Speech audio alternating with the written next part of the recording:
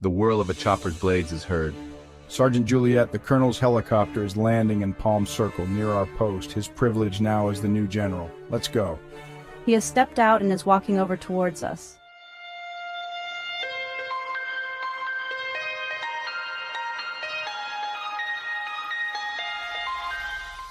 Get your packs. It's time. We've already successfully intercepted one call to the weapons refurbishing factory that you raided, and the weapons shipment arrives tomorrow. We start back. Wait, I have some second lieutenant's bars to pin on the sergeant's lapels. Congratulations. After OCS, you will be promoted to first lieutenant, then acting captain. I've gone over your record, and you deserve it. Thank you, sir. I'll do my best to move into it.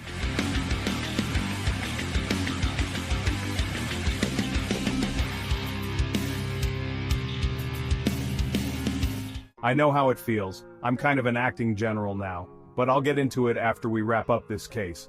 Then I want you two to take 2 weeks off on vacation. Together, in fact, and that's an order. Lieutenant Bailey, assign someone temporarily to run the place while you're gone.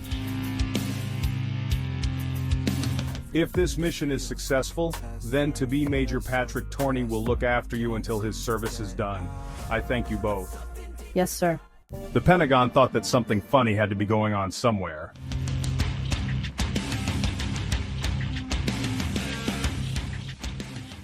Well, we were stunned, Patrick, but we didn't show it or say anything.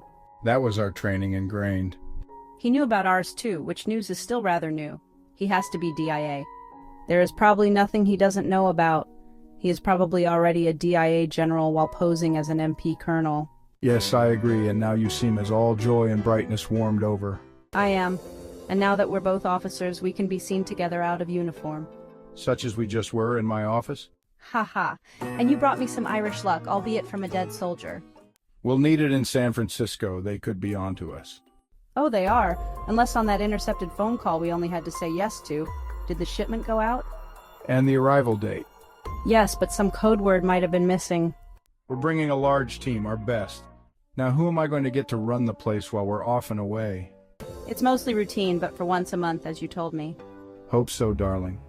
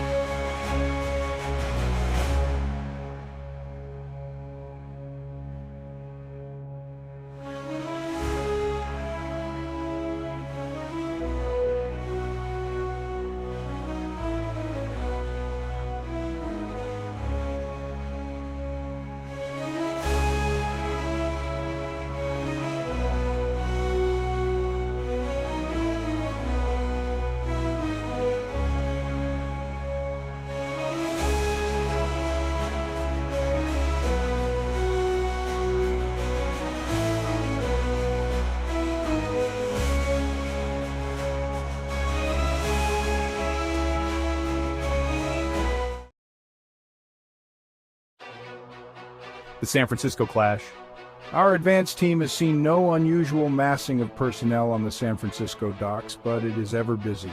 These weapons would fetch a fortune in the States, especially any really high-tech ones, which could even be sold overseas for our enemies to use or reverse engineer.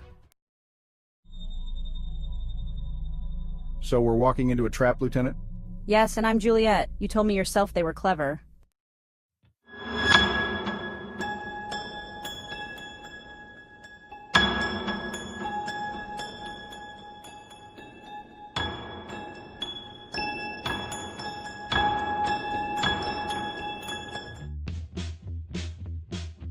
We're hitting Chicago just as the shipment arrives. Sir, my lieutenant here thinks they're onto us, and I really have to agree. We couldn't get the code word out of the injured. They claimed there wasn't any. We even shot one of them dead in front of another, but he would have died anyway. Yes, they're onto us. And so we've hit Chicago already, for that was the main operation of concern. Got them all. Chicago PD then stumbled onto it, and so our team there has already flown here. And we have some SEALs who love to get wet. Anything more and we'd look like an invasion force. Sir, if I may? Go right ahead.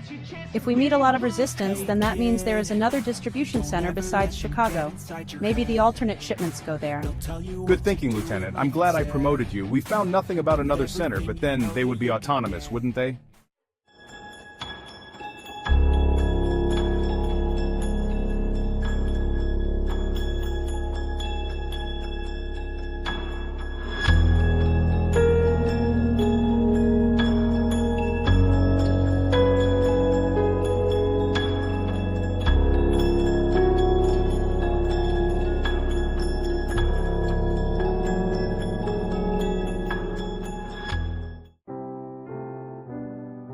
That's your Juliet, always on the job, even at the start of a new and glorious romance.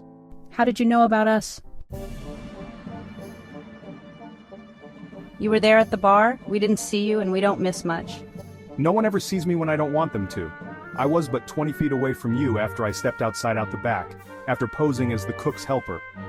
I learned things that way, but the shooting happened so quickly that I couldn't stop it. Well, you guys are sharp, and when you get to live to my age, you won't miss anything, but, as I'm hinting, you'll do that while you're still much younger than I. Well, age or not, you still got one over on us.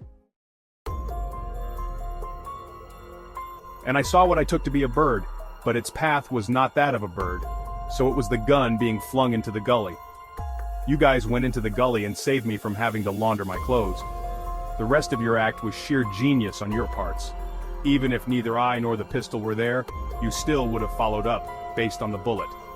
As for your romance, the early signs were confirmed by how you held your captain on the back of his motorcycle, your hands ever roaming. I can't say really, but I will halfway.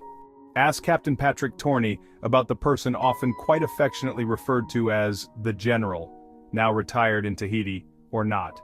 He assigned me here himself. Said I'd be able to fill his shoes, although Cambodia is rather over. That remains to be seen. We have our teams, but I'm holding us 3 in reserve on the 3 towers. Your rifles and machine guns are in the back. I'll take the tower by the exit. Stay down. Expect the worst. They may have snipers or even people already up there, but our airship reports indicate they are empty. Not anyone can just waltz in there without clearance. The guard will wave you on.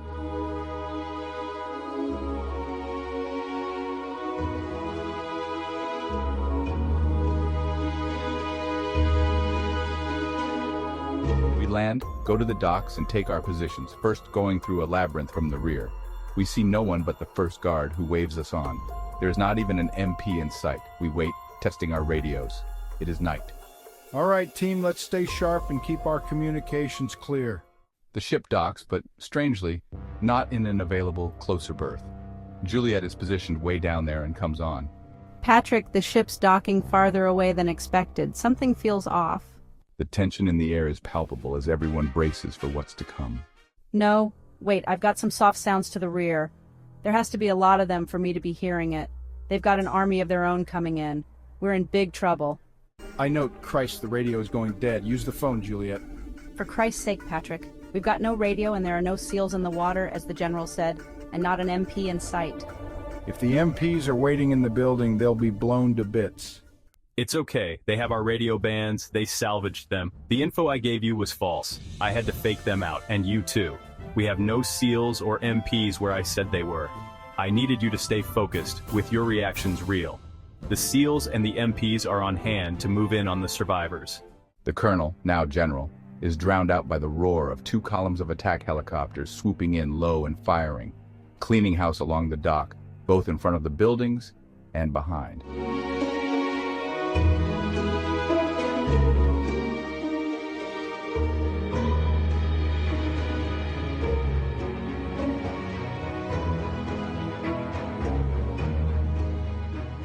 I report, stragglers are heading back toward the ship, but Juliet is calmly cutting them down, beginning with the ones closest to the ship, and the MPs are moving in on the rear group and doing the same. I'm firing from my further distance. Hey, I've nailed a few. There's a truck thundering toward the exit. I'll take care of it. Everyone clear out. Another urban legend in the making, I note.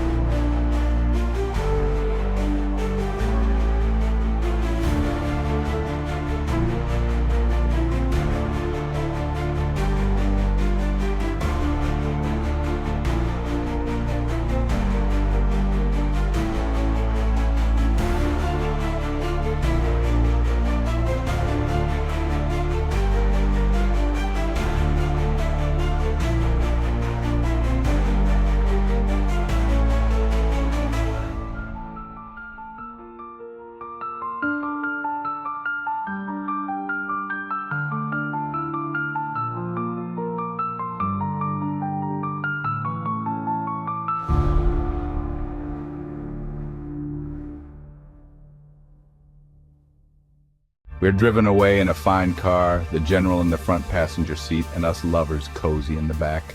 Finest. No one says anything for a while until Lieutenant Juliet comes out with... What the hell? The general turns and smiles. I'm sorry, but shouldn't officers take the lead? True, yes, as the lead on the ground, and you gave us the best position. Anyone else on the actual ground would have been slaughtered. The MPs and the SEALs were saved. The SEALs just having come off the plane for looks, perhaps, same as the MPs did previously, although they were both needed for the cleanup behind. We were it, us three, and the helicopters. Incredible, sir. And you had a front row seat and a chance to react to the unfolding events, even those appearing to go very bad.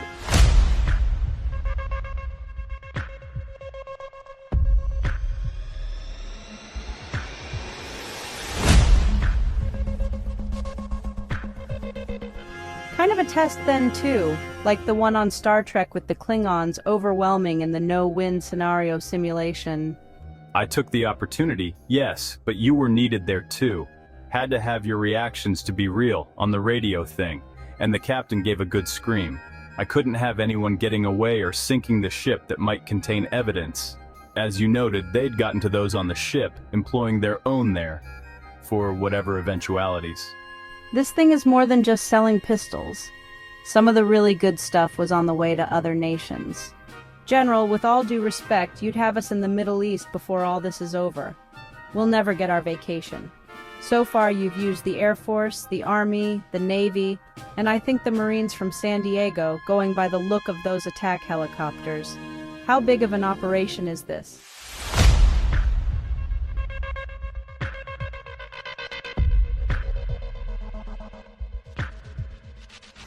Huge, like most things now. The Pentagon is very interested in this. They even had the airspace cleared, not to mention the president, which we shouldn't. I noted that about the airspace. There's a busy airport over there that had no planes taking off or landing, and this time I didn't miss it. But it gave me pause, and so I pretended a bit. And Patrick's scream was convincing, but he knew you wouldn't let the MPs get trapped. Well, maybe we almost half took it as real. I can see why the captain is going to find you unforgettable. Hope so. What about the other center? I just got word from the SEALs that there were no clues on the ship, but the other center will be in Texas, a fine location for the equation of distribution. The local US market is their cut. They'll ship both east and west. They're in with the gun shop dealers too, probably. And they may have other forts as sources, but those will go nowhere without their centers, and any sub-centers will go pretty much dry as well. How do we find the other center in Texas? Well, that's your new job, and the sooner you do, the sooner you'll be on vacation. You won't see me in Texas, but I'll be there. Others will attend to the other nations and are already quite embedded there. The mission was clear, and the stakes were high. The team knew what had to be done. Okay, it's a bet. You get another week of vacation if you see me. We're dropping you two at a nearby motel to celebrate and plan the search, and here's a hefty allowance.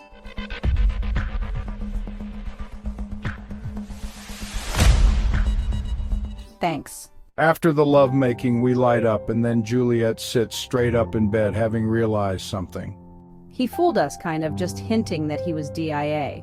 Well, I mean, he is, but he's not just a 1-star or anything that minimal. He lowballed us. He's at least 3 or more stars, but not a 5. For that is a general of the Army Chief of Staff, the highest point of the military, and that person has to sit in the Pentagon. Try a 7-star? There is no such thing. The Secretary of Defense is an implicit 6-star, being above the Army Chief of Staff, and thus the President as Commander-in-Chief is an implicit 7-star. They might work together in some cases, but there are things that the president doesn't want to know about right away, or even ever.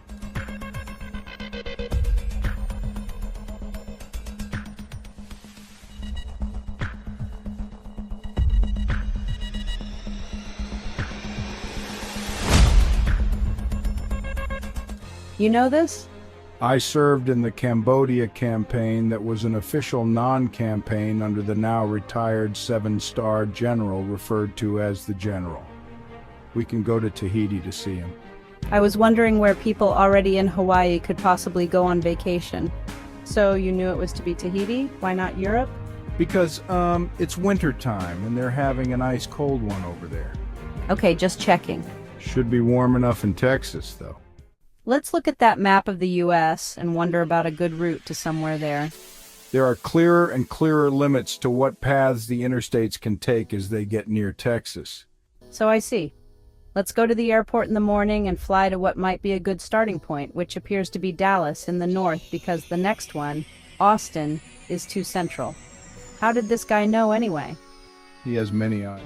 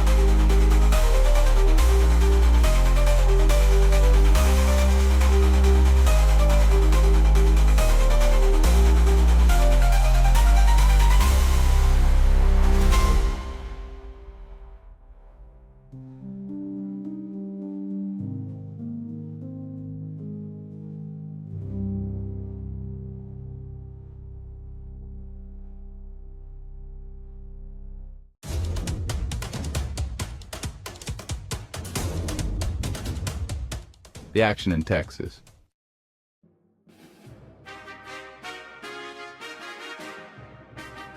I offer it's not going to be right in the city. Too many eyes there. Agreed, and it will be north of it, a bit just beyond where the suburbs die out, plus a bit more to allow for more housing expansion. And there's still 10 miles to the next exit. Wow, now I'm learning how this 7-star general thinks. It's a piece of cake. He's probably already in the vicinity with the MP teams too. We are his backup, apparently. Thus his putting us on our own, so that no association is possible by anyone's observation. The MPs will again be a decoy, easily spotted even in their civilian clothes, so they won't be real close. And the center will own the local sheriffs. In fact, whole Texas towns are ever on the lookout for outsiders.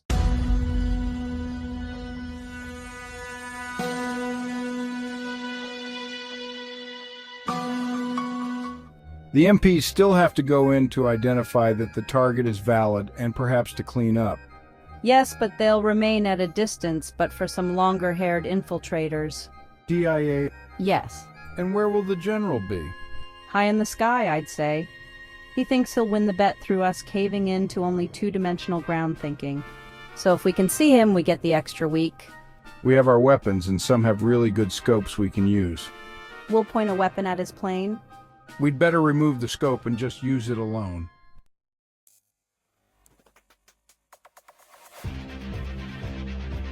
Okay, time to get off the interstate.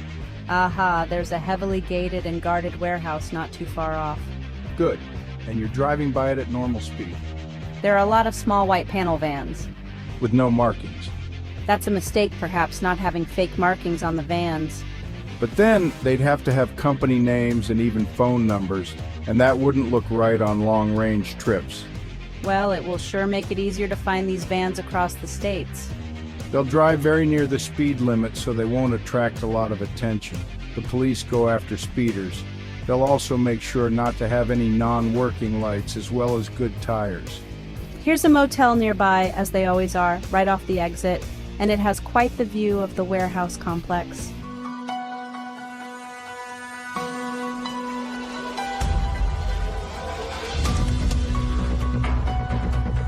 The bad guys will have someone at this motel too, so let us really look like just a couple. Do we really have to try? No, but I guess we shouldn't overdo it. This is not exactly a honeymoon spot. That may be tough. All in the line of duty. Let's try for a room down at the end. A risk, but a likely place for a couple like us with no children. A DIA agent or two will probably be staying here too, but they will be out and about, even pretending to hitchhike or hiding in the woods with the MPs, but far away, ready to move in to pick up any stragglers from whatever the general had in mind, probably something not very subtle. Only in very serious operations does everyone on site get terminated, but the workers here, whoever they are, know what they have gotten into. The right to bear arms can only go so far, even in Texas.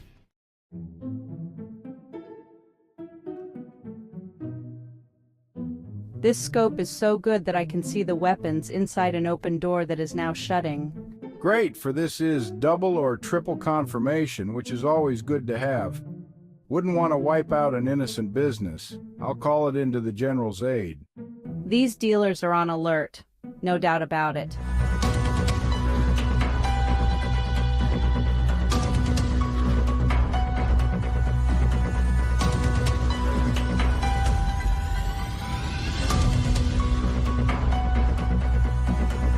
It looks like panic has set in, causing some caution of the door openings to be thrown to the wind.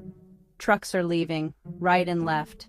Something is going to have to happen soon, although no doubt the trucks are being followed based on the weapons sightings. And once one of them is opened,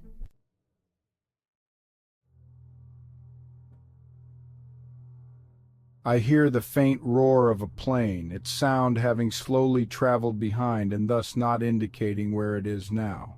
I'm lifting my scope to where it might be, tracking it closer and closer. aim for more vacation. I've got him. I'm now sighting the general in the co-pilot seat. They're going to blow the warehouse to bits. Stay on the plane, I'll watch the explosion, here it comes. Snapshot, got him! It may be a bit crude, Ha, lucky camera shot with a plane moving, but the plane had somewhat slowed to make sure of the hit.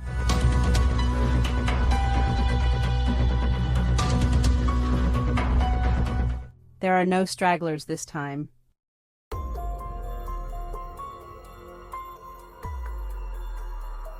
A man is running out of the motel in a real hurry, a mistake, for others are just standing and looking at the fireball.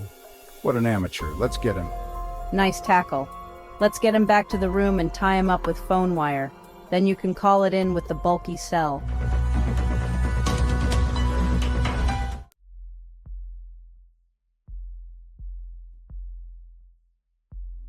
The general comes onto the phone line to Juliet. I saw you taking my picture. You've got your extra week. You got one on me. Pure luck. Some MPs will be over to take the prisoner away. Thanks again. Wow, Juliet, the MPs are already here, and the general too, out of uniform, looking like no one special. We see you, sir. That's over now. No more extra weeks of vacation. Who is that guy we caught? No one but the head of the entire operation. You knew? I didn't think he would remain in the warehouse, but I did think he'd be keeping an eye out, not necessarily here. But I'll take this bit of Irish luck, although I bet you would have still spotted him somewhere nearby. Irish luck? I know the smell of that delicious cream when someone has just had it. Even with the rotor blades generating a large wind? No, but when I pinned your bars on, I did. You don't miss anything. That's why I'm still alive. What tales you could tell us? If only I could. Well, after all I've seen, I guess I will have my own tales, as I really have to join DIA now. No, you don't have to. We like volunteers, not hostages. I volunteer. Don't you know that's not good to do in the Army? I know, but I still volunteer. Welcome aboard. Thank you, sir. I need the scope with the photo, just a precaution. Here it is, sir. You don't exist, do you? No, I don't, I have to say, but I'm not sad to say. No public credit, no limelight. My own satisfaction is quite enough. You even stuck yourself as an MP colonel in middle management, without the action of the lower ranks or a full command position. It freed me to do what I had to. My move to MP Brigadier General was unplanned, but it will do as well, yet still a peon in that higher realm. But there are things to explore there, and no one will see my rise as anything other than a logical happening. You didn't take any credit for the weapons investigation, did you? No, I don't need that kind of publicity. I played you guys up a bit, but you really did most of it anyway. No, sir, it required the three of us in the middle and the end. And something didn't seem right about the general to you, though, but you would have sorted it out completely by yourself. Maybe not. He was a tough nut. Sometimes we lose, and I was losing. We were your backup both now and then when you were at Kathy's lounge. Yes, indeed, and the president would thank you too, and me, if he could, but he can't. Duty, honor, country. Juliet, you just made me cry. We have new enemies who didn't sign the Geneva Convention, and so we are not bound to it either toward them. The president doesn't want to know about these specific kinds of things, and has stated that he doesn't, which is thereby an approval, but not one that's been written down. He will surmise what happened, though, and evaluate if it's within the parameters. I would have to take the blame. It wouldn't go public, though, but I'd not be able to hold off the assassins if I got really out of line. You won't stray, and you are trusted. And even if something bogus came up, they would never find you. They would not see you. You intentionally put yourself where I could see you, to give us extra time off. You're right. They wouldn't find me, for I would see them first. I have become the invisible ghost, there but not there, coming as water but going as the wind. When you return to base, you will find that I have been transferred, destination classified. If you ever run into me, you will not recognize me. I will have had plastic surgery, maybe even a skin color change. I may not even act very bright. I will know you.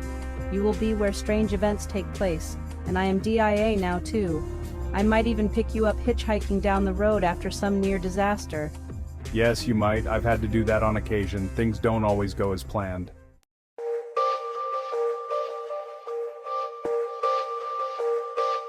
Yikes! What's that noise outside? A secondary explosion, the general reports. The heat from the fire has now reached 6 feet underground, causing some natural gas line problems. Sir, what? Where did he go? Let's go outside.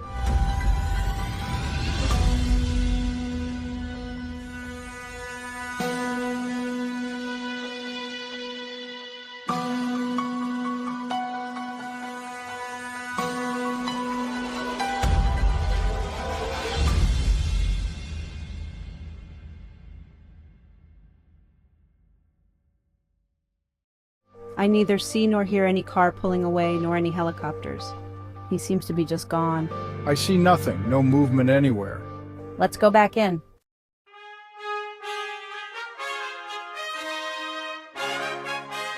Congratulations! You are now a major.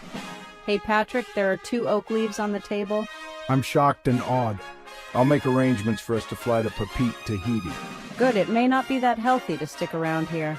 Our promotion and leave paperwork has probably already magically appeared back at Fort Shafter. Haunting, isn't it? He just walked into the day somehow, but is real.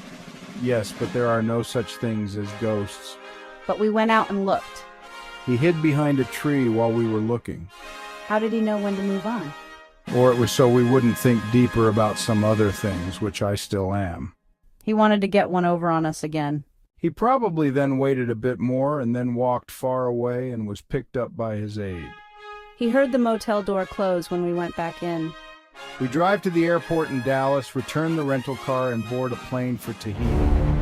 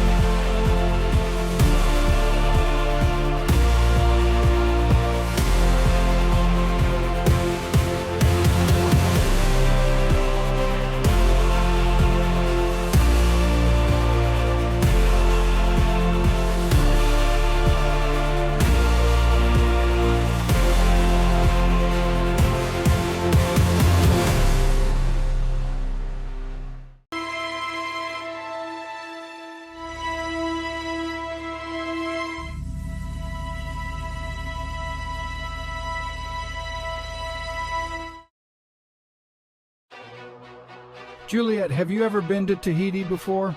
No, Patrick, this is my first time. I hear it's beautiful, though. Patrick, the new MP unit major, and Juliet, the new MP unit captain, are on a plane going to Tahiti. Yeah, it's quite a place, but we're not here for the beaches, unfortunately. Right, back to business as usual. Here we go, Juliet. What do you think of the Colonel Acting General? Patrick, he's an 8-star. He doesn't have to tell the president everything. He got us again, trying to suggest some equal-type partnership, or even that the president has some kind of say or approval of the guidelines. He's even above DIA and the armed forces. He just utilizes them. You're getting it, but he's not military per se. What then? Ninja Empire. What the hell is that? This has really been quite a week. It's the backup for the whole world. And some nations agreed to this? It's a win-win situation. Evil goes away with no fingers that can be surely pointed. Now don't tell me he's the head of it. He is. He's a 10th degree ninja grandmaster. There is only ever one such. That's what he was trying to tell us with the wind and water references and more. And I just spoke to the king of the world like he was my best bud. He took it well. I think he liked it. And that's why you were so quiet. Yes, and you were doing quite well. What's this ninja stuff? When they began, they recruited people from the martial arts. Honor, dedication, strength. Yes, and it was partly a result of World War II, but then it grew into a reaction against the conspiracy, an organization so secret and insidious that they were given only that name. Where is it? Everywhere, in government, business, the armed forces, maybe the Senate and Parliament, but headway is being made. The general we arrested was in the conspiracy? No, for he had a fine record and was a family man, but the conspiracy got to him somehow, perhaps by threatening his family. So now I'm in the Ninja Empire too? Yes, effectively, until officially, as am I. They have their own nuclear weapons? Yes, an EMP disruption, but they're all invisible, like the conspiracy with no country to be attacked. The battle goes on, kind of in the dark. That's why we saw such extreme force being used. I wondered about that. And that enemy army appearing at the dock. Very unusual. We're not just dealing with mafia types, are we? No, they would be Stone Age compared to the intelligent conspiracy. Our so-called former colonel was in Kathy's lounge in order to overhear conversations and sniff out conspirators serving in our army. Maybe like hearing someone ask too many questions of the technical units. Most likely. He has to do all of this by himself? No way. He just happened to have himself stationed here, as did his predecessor. He may have a counterpart in the Middle East, such as in Turkey. They may switch sometimes.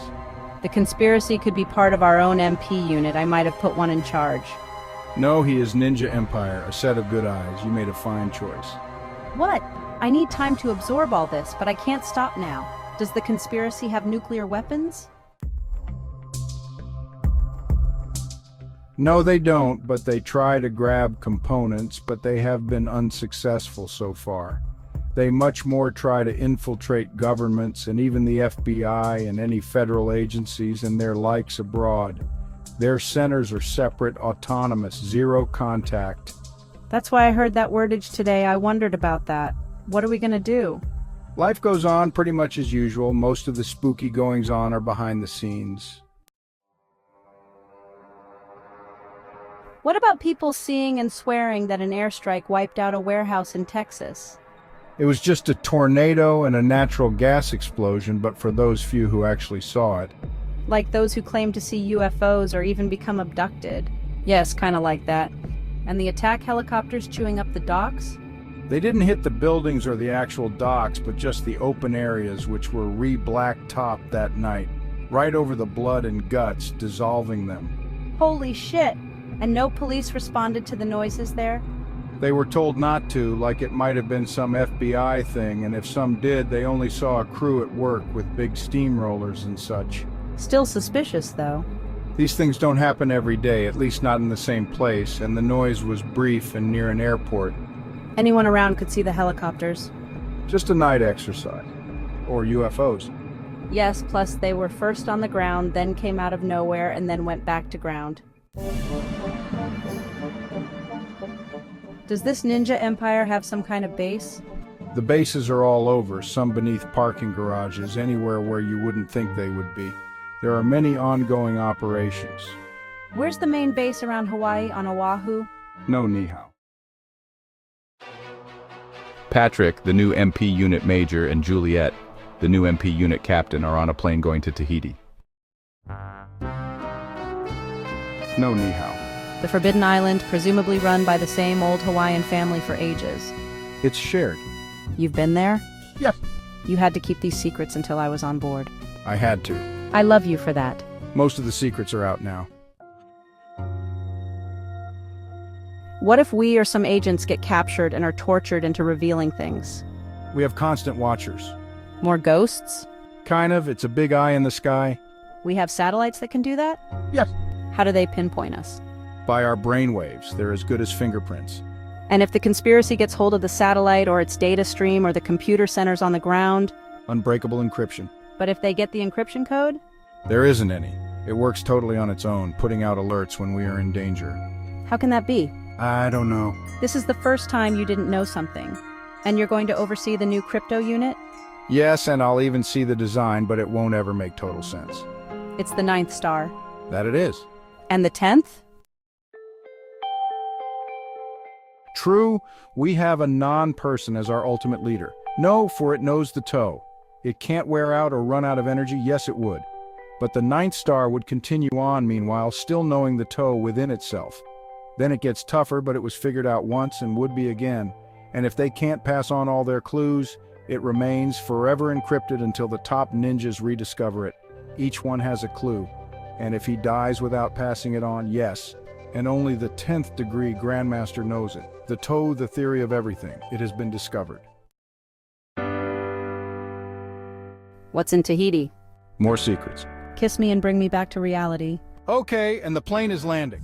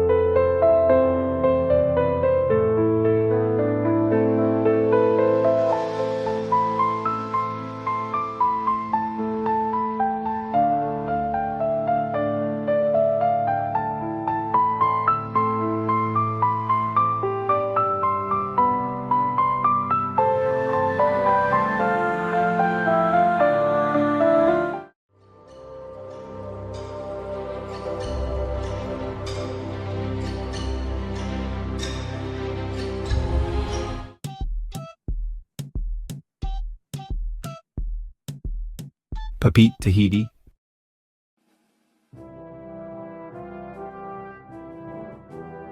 Juliet, when you see the Southern Cross for the first time, You'll understand why you came this way. The four brightest stars in the Southern Cross, also called the Crux constellation, form a cross.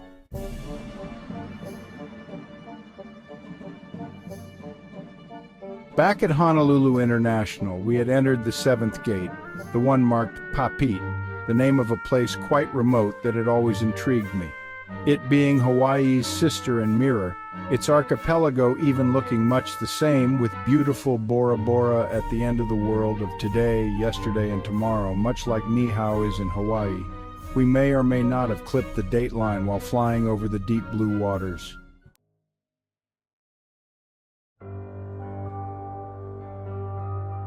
Don't pinch me, I don't want to wake up.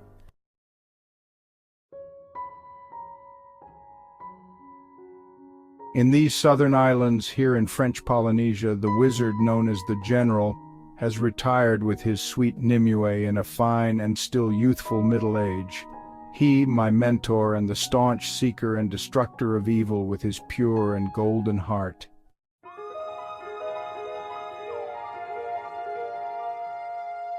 I heard that in Papit and Bora Bora it is all dance, love, and song on the beach, and thus so very suitable for us lovers, Lieutenant Juliet Bailey and Major Patrick Torney.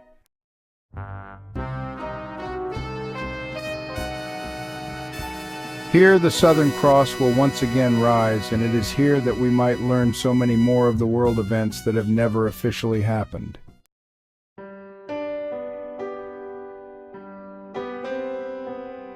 Let's have a drink on the beach, Patrick. A very fine whiskey this time. Let's raise our glasses to the valor of all the deeds, for the living and for the dead, over the bronze of the sea of the setting sun. We are on a 3-week vacation and need it, after the intense period of action.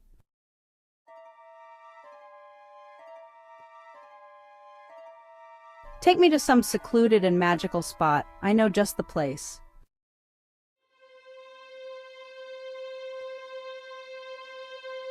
On this enchanted evening, we'll be swimming in the moonlight at a magical pond in the forest near the base of a waterfall, without suits, of course.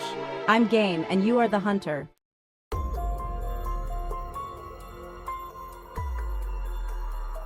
Now let us go see the Wizard General, she suggests. We approach the General's retirement home.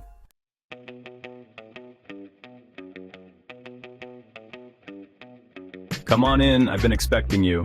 Let me and Nimue show you around. It is all Polynesian decor with wicker and bamboo, very open and bright, with tropical art and tapestries adorning the walls.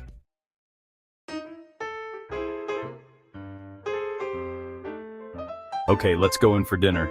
Dinner was near ready, and we enter the home, the General noting by a glance a door with a combination lock.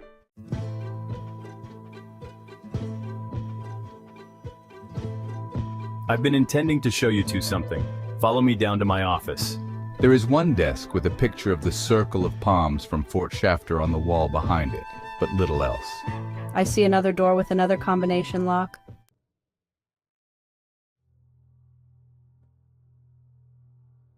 Holy Christ!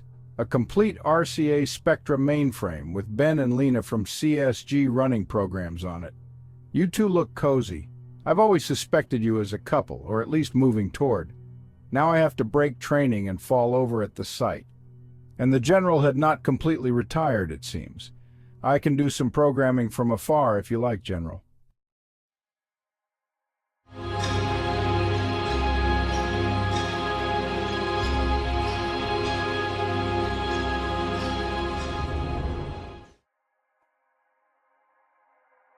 Actually, I was hoping for that, and I can extend your vacation leave if you wish to spend some time on the system, amid some more touring of the islands.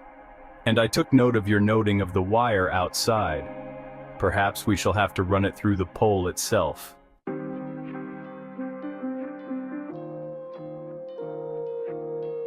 Well, let's all go up for dinner and discuss, us three and our ladies, the ultimate meeting of East and West in trio, the spell upon discussing old times broken, along with the revelations of the new. I begin, Your replacement is doing well. We went on some missions with him.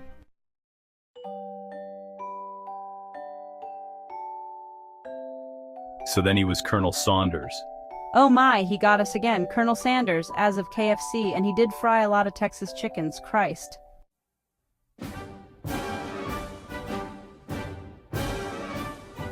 Now you have to join the Empire. Gladly, sir.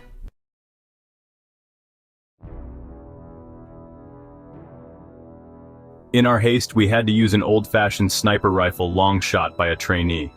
Well, the conspiracy had just installed their own look-alike as the leader of the Soviet Union, and so we took him out at his army speech to 3 whole divisions who were armed and also had tanks. Holy Christ, sir. And the trainee got away?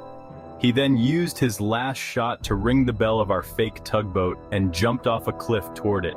After which there was a transfer to a sub and the sinking of the tugboat, as well as the destruction of a tank that had reached the cliff. He was a cross-country runner and ran like the blazes through a forest being shattered by gunfire and tank rounds.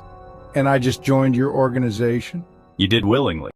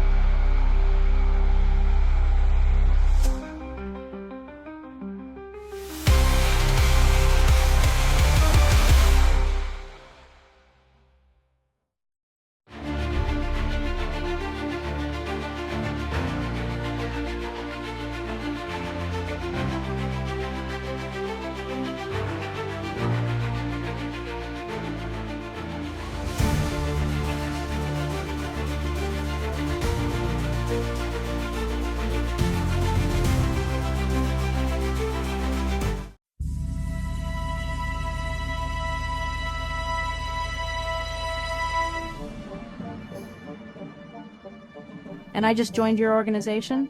You did willingly. And I'm happy to have what else?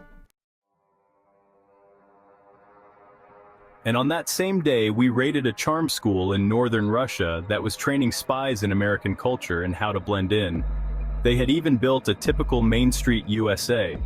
Captured pilots from Vietnam were being employed as instructors, but they were clever enough to teach some false American idioms and manners in a subtle but noticeable way. Senator Parker is in the conspiracy. And you're leaving him in the Senate? Senator Mansfield is his best friend and is Ninja Empire. He won't get anything out of the conspirator. True, just subtle clues, but Mansfield bugs Parker's office, and one day Mansfield can accidentally divulge false information such as the location of one of our own centers. Ready but vacated, but we'll be listening to the top conspiracy brass who come to oversee such a prize. They won't have good field discipline. They'll check for listening devices and such, making an entire sweep. They will, but the listening device will be human. A ghost. Kind of concealed underneath the floor. We can control the weather to a large extent, even make the dark darker, such as at the San Francisco docks. I noted that, but I thought of a cloud passing in front of the moon or something. It did, and what about UFOs? They're not real, probably just light planes or atmospheric anomalies. They're real enough, but not unidentified. They're ours, mostly stealth, best we can do now. Churchill was our first leader, as it turned out. And a damn good one, sir. Then we began to work on the outside, but with governments. Easier that way. Yes, the conspiracy tried to brainwash America via television signals, but one of our early eagle eyes noted it. And we found life on Mars. Get out of here! We got out of there, so to speak, as microbes hitching rides on rocks. The conspiracy makes street drugs. That I can believe. And are they doing it near some interstate exit? So to speak, Colombia and Honduras. Tough to come down on a million farmers, and tough if the drugs are loaded and unloaded at sea. Where is their vulnerability? You've already hinted at it. Destruction at sea, leaving no trace to the deep. The conspirators have computer chips embedded in them. Under duress, they self-destruct the person. Then it's tough to get those captured to reveal anything. Yes, but when we get close, we can detect the chips. You've cleared out the Army, the FBI, and such? Yes, a good part of it, but some special people have no chips in them. There are some dinosaurs on Nihao. Now you're pulling my leg. Nah, we could have gotten them from the Amazon plateaus or have grown them from DNA. Your boyfriend assassinated a general of the Philippines who sympathized with the Muslims. Now we're back to believable. We can't stop all tragedies. Terrible things may still happen in the future, that's how it is. Someone may get an atomic or nuclear bomb off in a city. Retribution? 12 times over, guaranteed. We have a base on the far side of the moon. No solar power. True, impossible, nuclear. The toe indicates that the future is open. The theory of everything, what is it?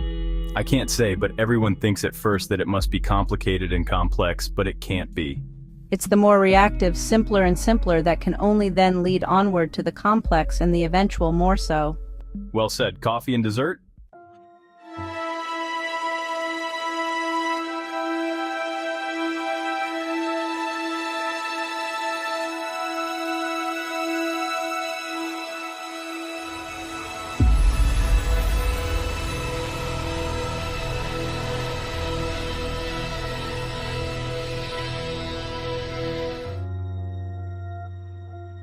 Well, there are many more secrets to tell, but not just yet, if ever, including your ongoing love relationship and the now extended 4 weeks of vacation for you.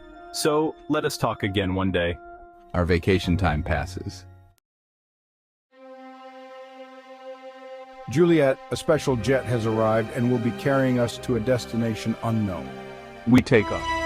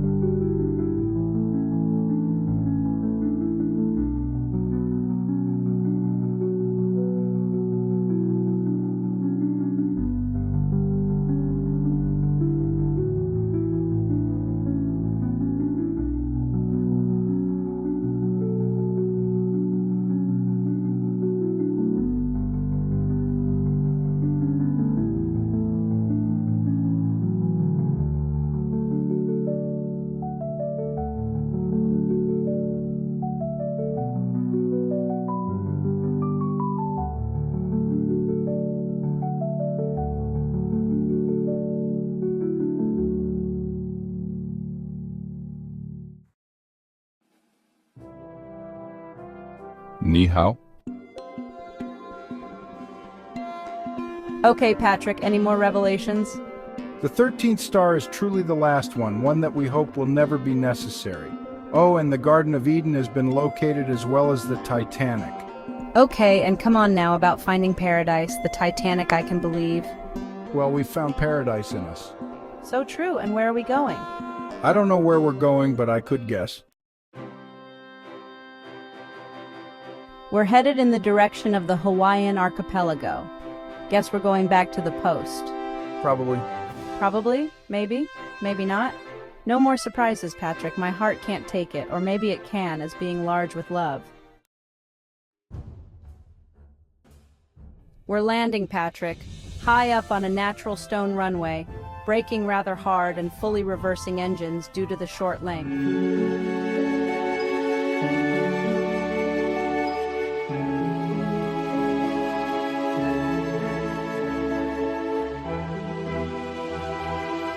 Okay, off the plane we go. Ah, what's that roar? There's another roar down beneath.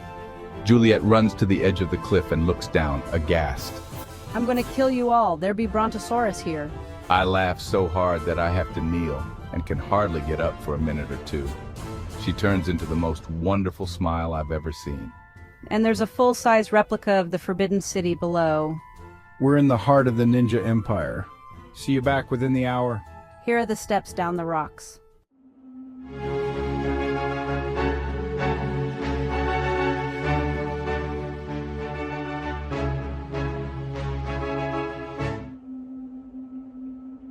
She moves quickly, giving Patrick a hug as the monks bow and they head on. Turn around. I know they're gone. I think I heard them this time. Yes, somehow this place gives one powers beyond the norm. Now you're a ninja.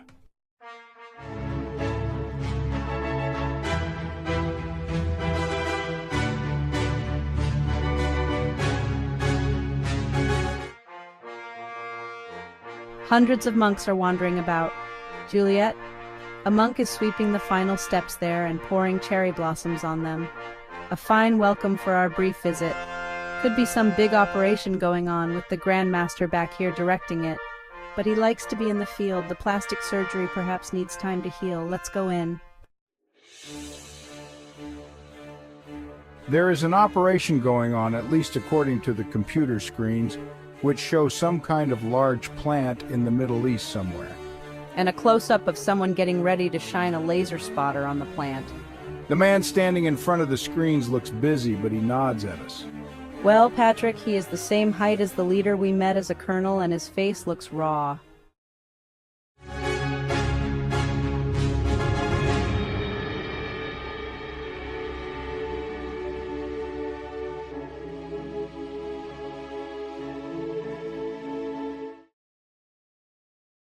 We walk up to him, and he speaks. I don't really know what I'm doing here. We're not falling for that act. Let me see your eyes. She looks deeply into the man's eyes. Oh, an airstrike has the plant. And the man just vanished into thin air. He is totally gone. Hey, look at the computer screen. A huge thunderstorm has just moved in out of nowhere. We step outside and wait a while. Nothing out there, nothing happening. No monks, not a one left. Just the breezes calmly blowing the cherry blossoms about and away. We wait some more, and Juliet surmises. Well, that was indeed a brief visit as advertised. We walk back down through the city. Was it him? In the eyes? Looked like his skin was still rough. No, it definitely was not him, no way. Then where? Damn it, he was the monk putting the blossoms on the steps. He got us good. We stop and look back up, and there is the monk sweeping the steps again. And the monk sees us looking, and he quickly raises both his arms in triumph, jerking them up and down, then throwing blossoms in the air that he'd had in his hands already ready. Hey, there he is the monk, waving to us and throwing blossoms. You know, Patrick, something tugged at the back of my mind concerning that monk. What? Hard to say. Wait, I know, his movements were familiar. That's another way to tell, beyond the eyes. So close you were. I'll make full ninja in no time. That you will. How did the man disappear so fast when the plant blew up? Wait, don't tell me at all. We'd focused our eyes on the computer screen for a few seconds or more. A ghost wouldn't need that diversion. Yet it was still a really quick vanishing act. and there were no exits nearby. So? Trapdoor in the floor. Gravity does all the work. It's the oldest trick in the book. The man in front of the screens told us the truth, outright giving us the answer. He didn't really know what he was doing, at least about what was on the screens. Double damn.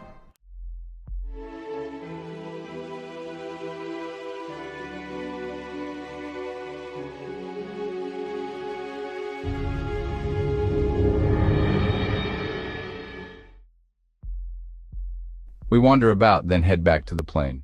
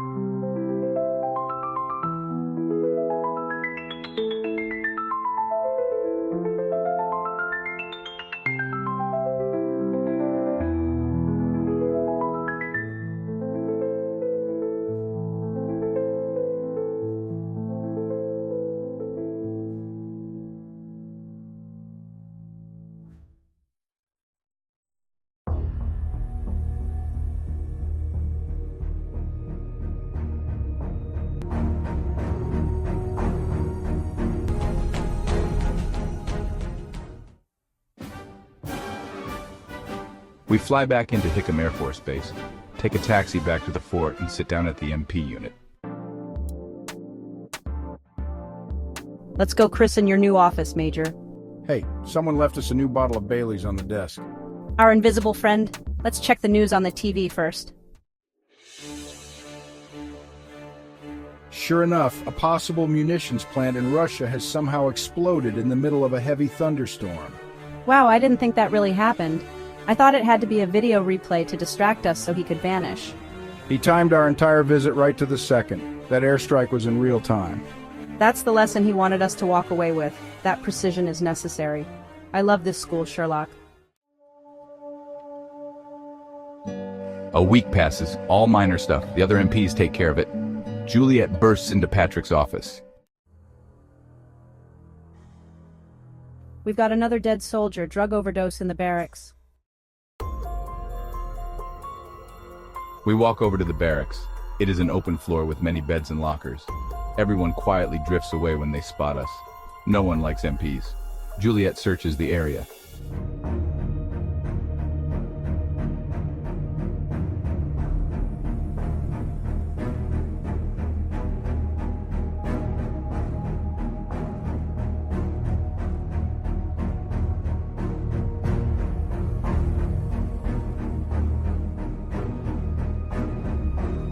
Marijuana in his locker and an empty bottle. May have had pills in it, nothing else of interest. Relatively harmless pot, but for it leading to more dangerous drugs, which I'm sure the medical examiner will find in him, and in the residue in the bottle. Maybe he took too many.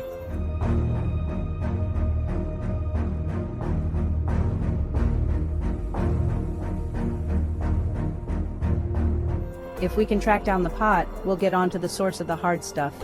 How is the marijuana getting into the fort? We have dogs at every gate. I take a pinch of the pot, roll it, light it, and smoke it. Juliet looks surprised. Now you've done it. Pot on the job. It's a field test. How is it? Very good and locally grown. There's an unused area to the east, nothing in it, and then it stretches across the mountains. For future expansion, perhaps. No fences up there? It's part of a long hiking trail. And off the trail? Acres of fertility. We'll check it out ourselves. No use spooking them off with a large group. We've got to move quickly. They'll know soon that someone goofed, and so they'll be on the move soon enough anyway. We'll bring our shoulder launchers and the rapid-fire rifles. Expect the worst? They may have been fully armed by the weapons stealers. That would not be good. And so I'll post our MPs along the base of the mountains, both sides, spreading them out. I'll have them pick up anyone coming down the mountain. We ride the motorcycle up the range, through the fort's land, and further, the MPs in their jeeps and armored light tanks keeping up with us below.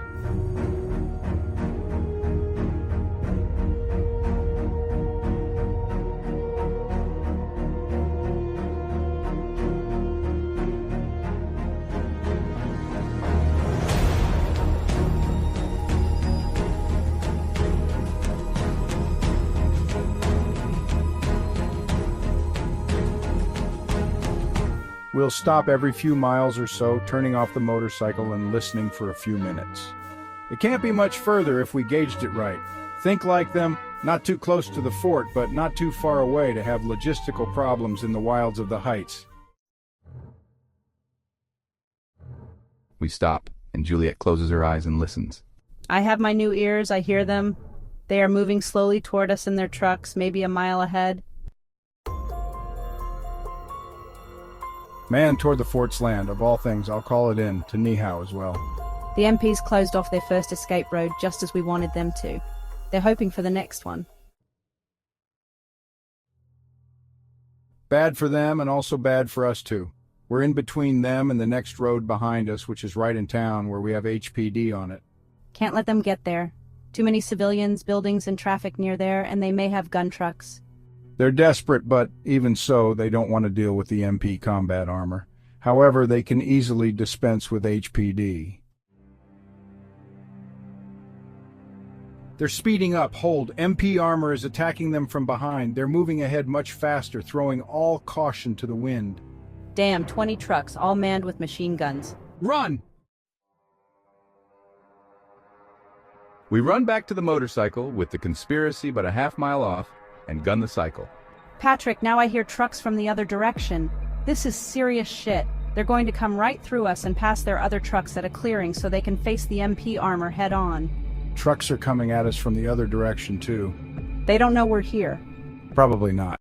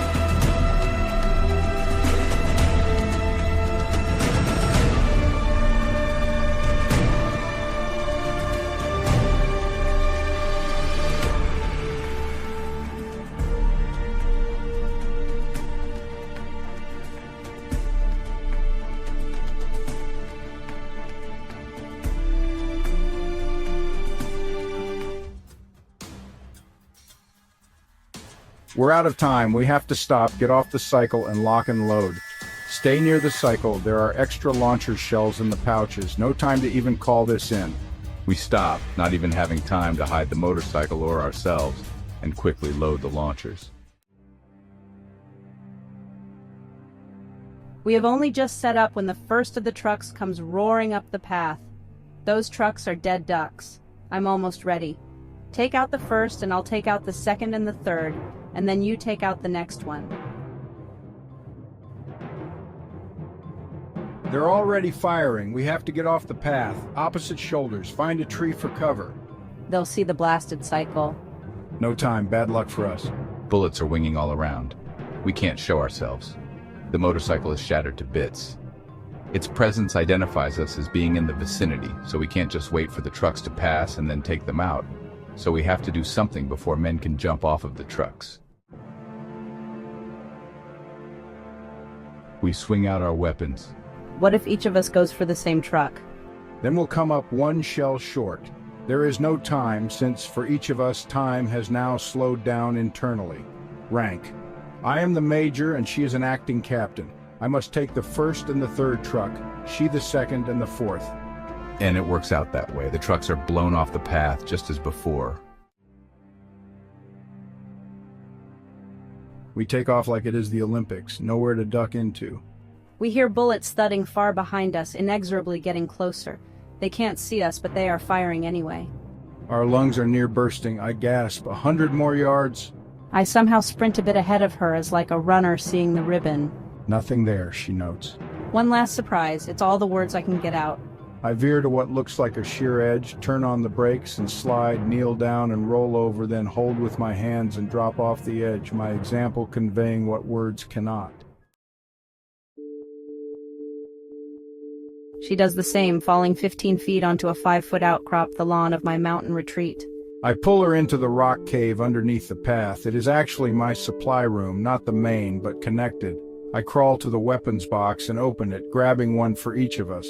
We can't hardly move for 2 minutes, too exhausted. The trucks had roared on by a minute ago, still headed into Honolulu. No MP combat armor followed. The path must have been blocked with debris. I lament HPD is a sitting duck. I'm calling Nihao. Okay, stay down.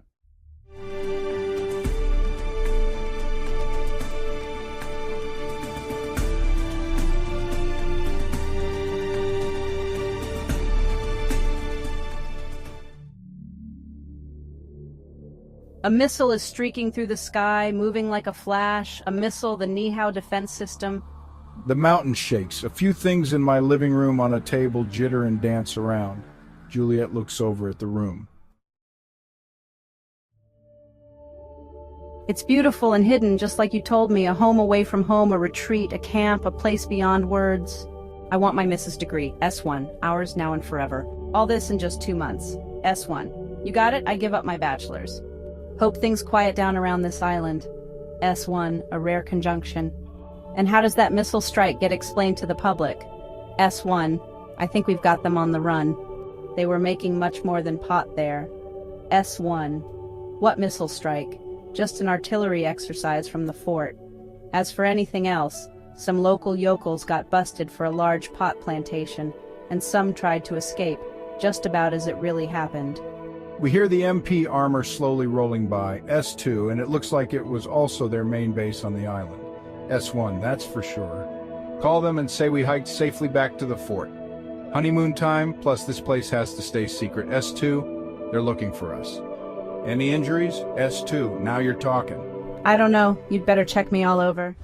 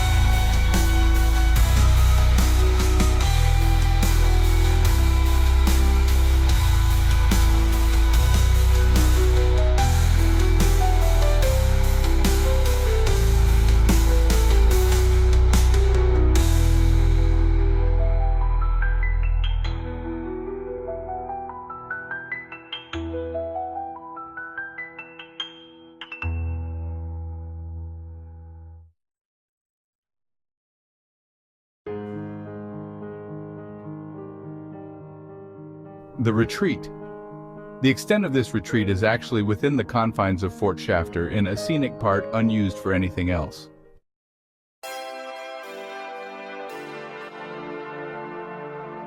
There are points atop from which one can see Diamond Head, Tripler Army Hospital, the International Airport, Hickam Field, and Pearl City and Pearl Harbor, as well as everything in between.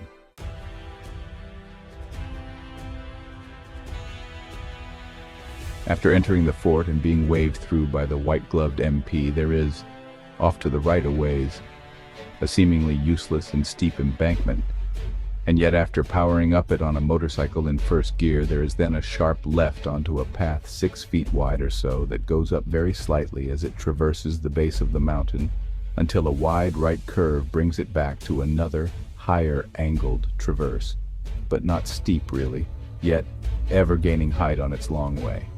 There is then a tremendously steep climb right towards the ridge, and upon getting there one must be very careful riding along the 2-foot wide path, for only a bush separates it from a terrible fall down to the like highway running below. There is then a leftish turn onto the higher ridge toward the back of the mountain, and here the trail apparently ends, but the rest of the trail around and down is really just blocked, and very treacherous, although one could use it for an emergency escape if fire were coming up the front of the mountain.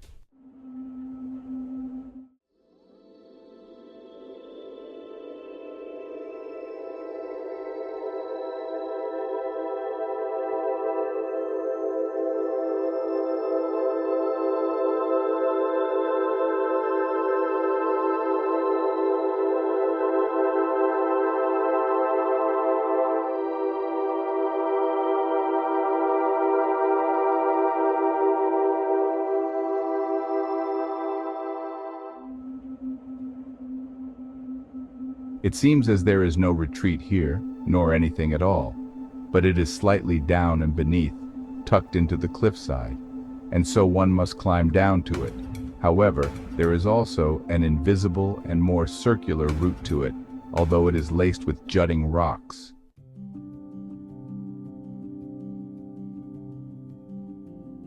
Here then, in the nook of an open cave type of arrangement, a tent is tucked to the back, the double cot placed in the back of it, where the ceiling has sloped down. The tent doors can usually be left open in the fine daytime. There is a slight grassy lawn in front, with enough room for lounge chairs and a table, and beyond that is a sheer drop. The view faces toward the airport and its reef runway jutting out into the Pacific.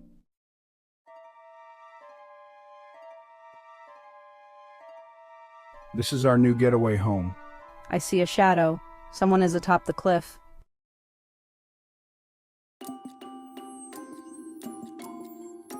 Want another week's vacation? You changed your voice slightly. And for once we don't want to actually see you in order to get an extra week. Fair enough, and besides, I'm busy recreating what happened up here, and you can't very well make a report while you're on vacation, and I know you've been softly sneaking out all this time to get a look at me. She is looking, and she looks straight up, but he is gone.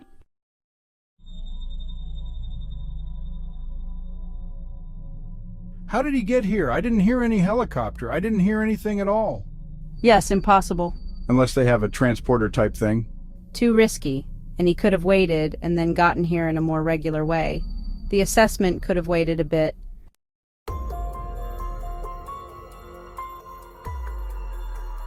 Then it's a duplicate maker. Can't have 2 guys as the boss or umpteen copies? Well then, if the duplicate is unsuccessful, then they always still have the original.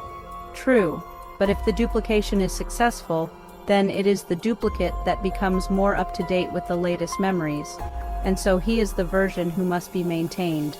So then the previous working version would have to be destroyed. Or put on ice, but after tests have performed, totally verifying the duplicate as complete and working. And if the active one was killed, then they could at least activate the most recent backup. If we went back to the Forbidden City in Nihao and looked for the trapdoor in the floor, there wouldn't be any. That's how he is a ghost who can disappear and reappear. Appearing is fine for a duplicate, but the base copy must remain, just in case something goes wrong. Yes, and even if the technology is perfect, such as perfectly copying every quantum state, Human error could still have him materialize inside a rock or something, and devices can malfunction.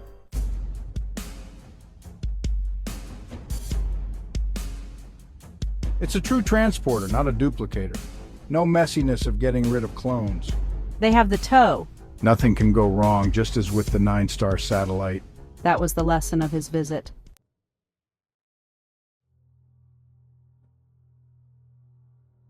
There's still risk. Some of those bullets could have hit us today. That's true. And if a fluke occurred and he died, whether in transporting or even when not, such as being hit by a car, they could still reconstruct him from the transporter memory, albeit he going back to how he was when he last transported. But he still grows older. They haven't solved that yet. If they made a younger version, then that one would have had less experiences and memories, so they don't have a complete solution, really. They can't just add them into a younger version? I guess not, for that involves a lot more than just keeping him the same and moving him about as such. We've still uncovered an actual big-time secret. I guess he let us. We've moved up in the Ninja Empire. We're on staff to a ghost. And we're also in the invisible DIA and are still MPs. 3 jobs, but only 1 paycheck. They're intertwined and the satisfaction counts for a lot, but maybe we'll get a raise. I need a new motorcycle.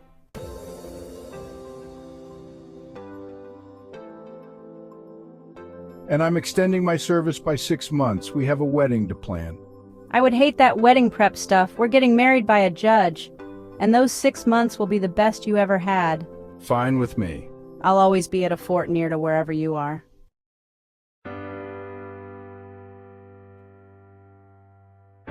Great, we can live together. And vacation here. Or maybe he'll let us transport to each other. Yes, probably, if part of those trips when needed are for Ninja Empire missions.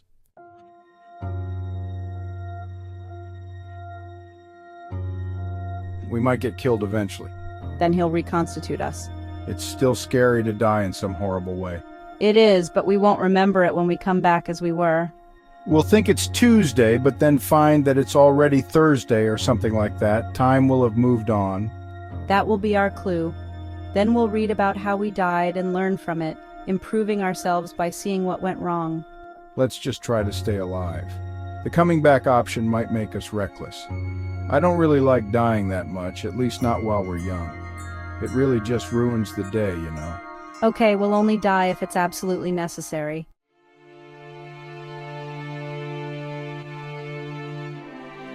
We rest, sleeping for 10 hours. We get up and look out upon the scene from these heights. Waterfalls run between the domes of green, looming as hills into mountains, as we look upon the glory of the main island of the archipelago of the 50th state. What is this retreat really, Patrick?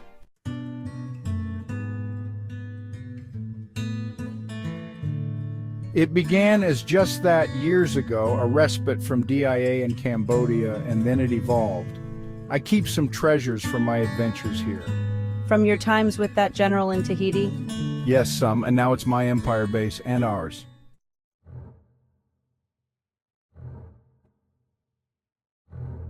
And the conspiracy is getting too close to Nihao, although they don't know it.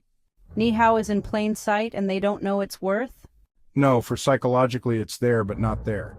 Will wonders never cease? No.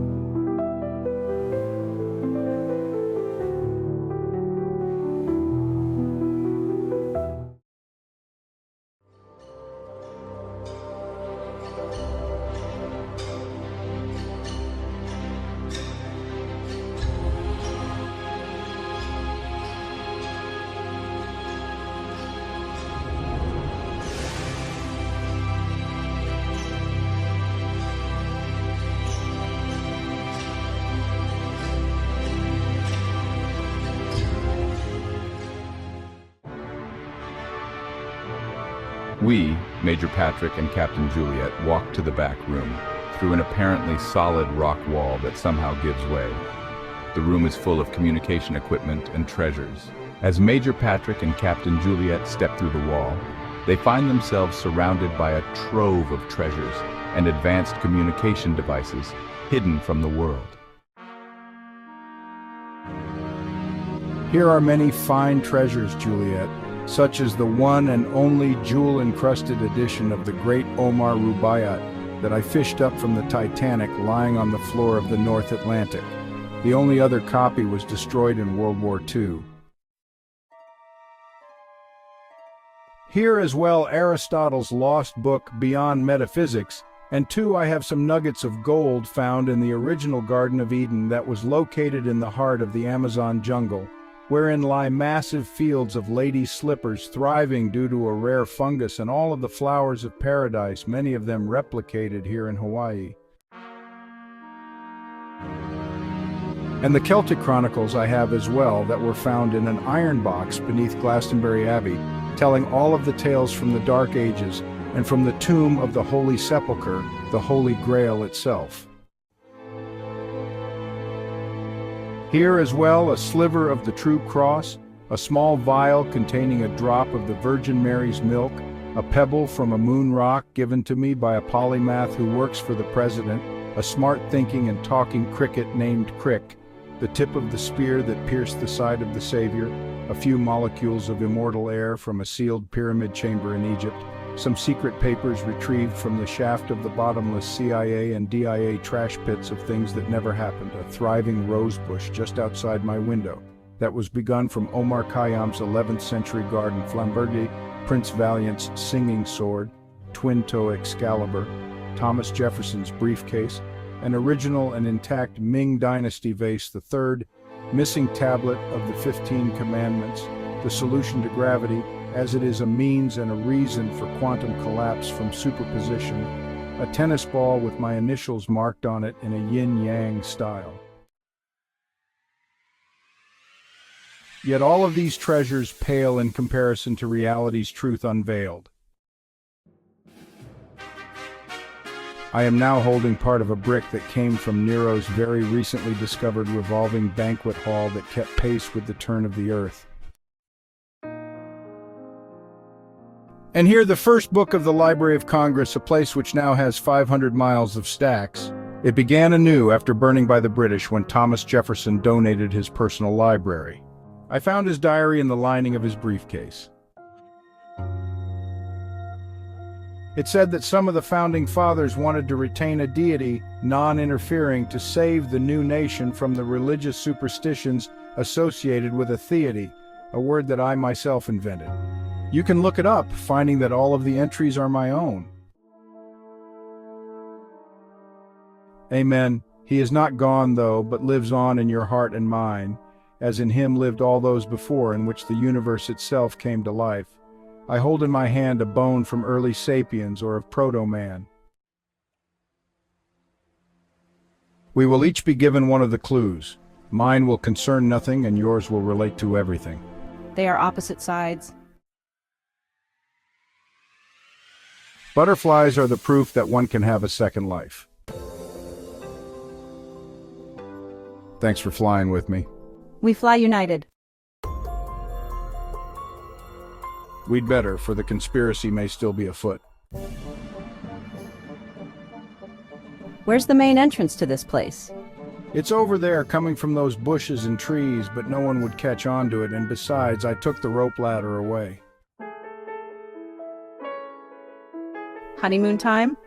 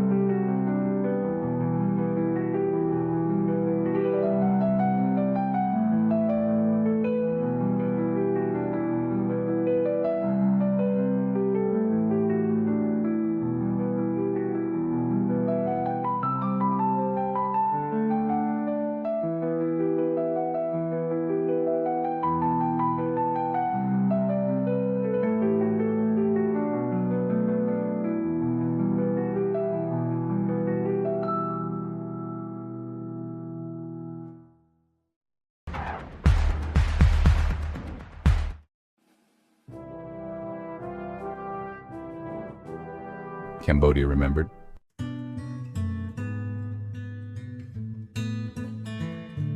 Army MP Major Patrick and Army Captain Juliet walked down the mountain feeling refreshed and ready for the next big thing, for Hawaii is more and more seeming to be the arena for it.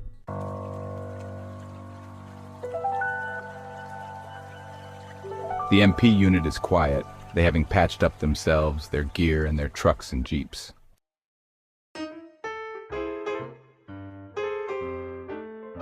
Juliet, let's retire to my office and finish the Irish creme. So we go there.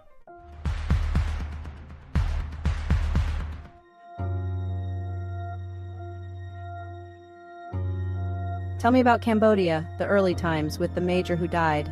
Okay, here it is in my drawer, my personal report, at least the exciting part of it.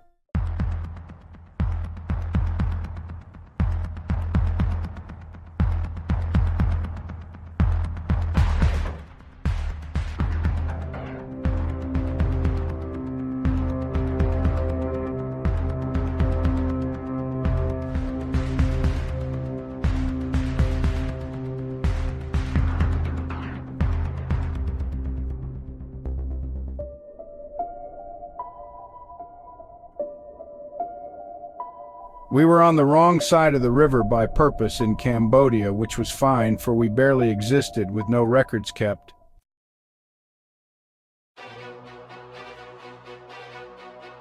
We were in the wrong place too, one of our rare mishaps as it turned out, and actually one very early on of a cascade of unfortunate events that was not totally unplanned for.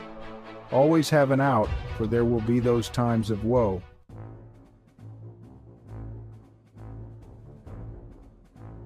We, the intelligence officers, had been inserted along with the DIA, special troops, another nameless non-designation, and they with us, for we each supported the other.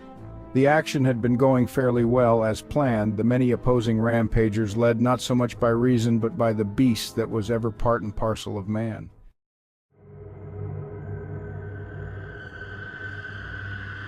The fire engagement was over for now in the main, as a retreat had been called by the captain of the section upon detection of a larger than expected approaching ground force, this fallback being somewhat hindered by some opposition stragglers whose spirits had been bolstered by the sight of an entire Khmer Rouge division boldly crossing a long and open field, which could become good luck or not for either side. The tail end of the section retreaters was further slowed by the carrying and stretchering of our dead and wounded.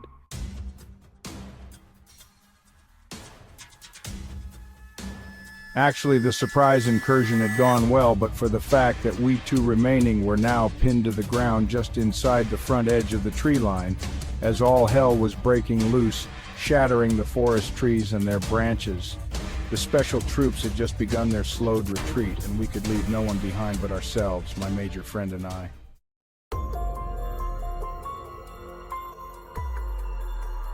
The Lead Rouge were advancing haphazardly with some old and assorted mini-artillery, with an entire battalion or division some ways behind.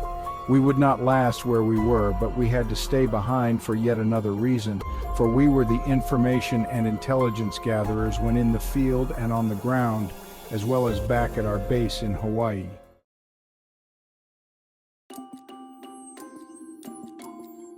All we had was a machine gun, but a large one, hidden a bit further back in the woods, recently dug out of the ground where we had left it on a prior occasion of recon. Always think many moves ahead. Yet it was not quite the right time to retrieve it and use it, which is of knowing when to move, not just where on the chessboard, for we'd have to be somewhat exposed to use it, plus it wouldn't be that useful against the machines firing into our area, and it would draw attention to our troops' retreat path, for the KR didn't exactly know where we were or if any of us still were.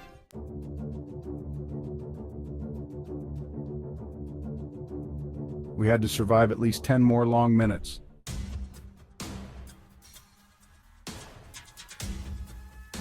The fire was beginning to converge on us, whether by luck or a good sense of sweep from either side, but not yet straight on where a medium-sized boulder sat just up ahead in the grassy field, as why we'd chosen the spot, do or die.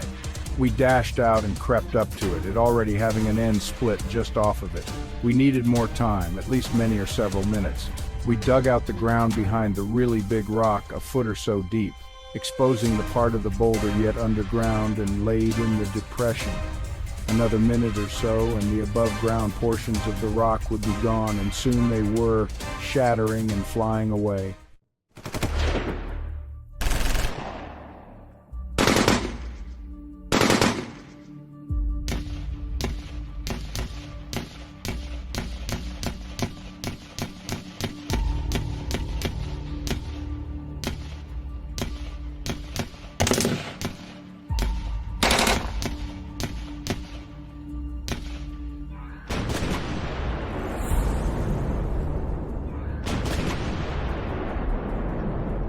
Another minute or so and the above-ground portions of the rock would be gone, and soon they were, shattering and flying away.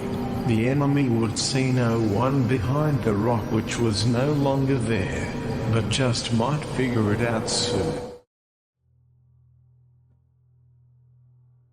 At 30 seconds, the enemy first heard the sounds of the jets, crying to all the rest to retreat, yet some of the vanguards still ran toward our woods, perhaps preferring that over an open field.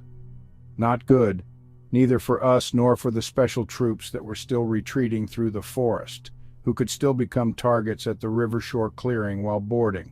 At 0 seconds, the airstrike landed on the main battalion, a fine diversion for USIAs, and so we rose from our would-be graves and ran back into the woods, rolling out the machine gun, blasting most of the oncomers away for quite a while.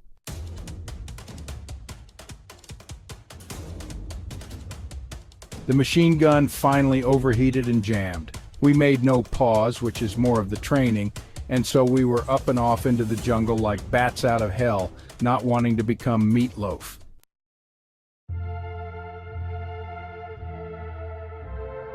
The enemy, a bit shocked at the silence, had taken rather too long to give chase, but that they then did, yet still 100 yards off or more, their bead and their one lucky projection blasting the major to bits and instant death with some great munition just 20 yards behind me, he an older man and of a higher rank as I was a lieutenant.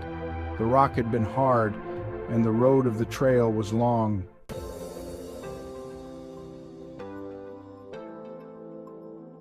Yet I knew that the general would not leave me behind, as long as I was relatively on time and/or could give him some indication that I was alive, pending, of course, the fact that we weren't supposed to be here, and the less attention on it, the better. The arriving enemies at the shore, if more came in greater numbers, could be better dealt with by firing on them from the other side of the river.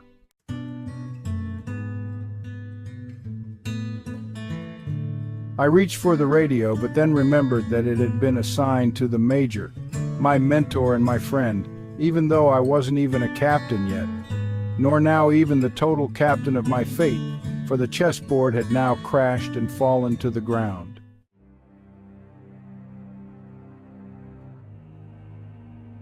He, this young lieutenant of myself, believed that luck would never fail, so he ran like the wind through the jungle, surely knowing. He'd what he'd come for, now hopeful to find the help at the shore. The relentless ones were not far behind, that ill-fated menace of the bad kind.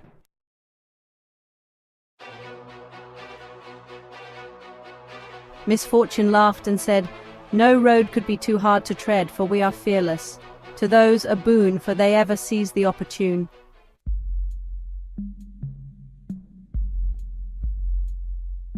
I am wide aware, Miss Karma, of this continuing dharma that chance shines as my sun, for she in turn happens on everyone. "Oh, say it is your lot, my friend and lover," she answered back, granting him cover. Listening, he could hear ever more troops rushing through the night in groups about a half-mile back, around the loops, far enough away.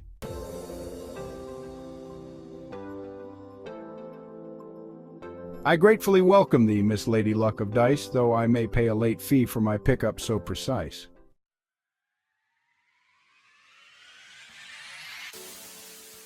Destiny Serendipity smiled, saying, "The game is on, we are yet alive and playing, let joy and innocence prevail, believe that luck will never fail." He moved on, ever faster, cheating lame old death, a third wind becoming of her vaporous breath, it blowing this DIA operative onward to the shore, ever toward.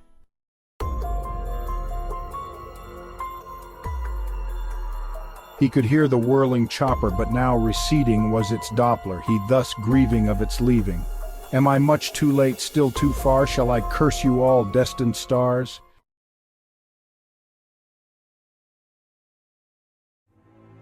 No, said lovely dear twist of fate, for you have one bullet left for chance, not to use to sleep or dream perchance. But the chopper was rising nigh, up into the star-crossed sky. Shall to self I take this bullet now that the bus is left?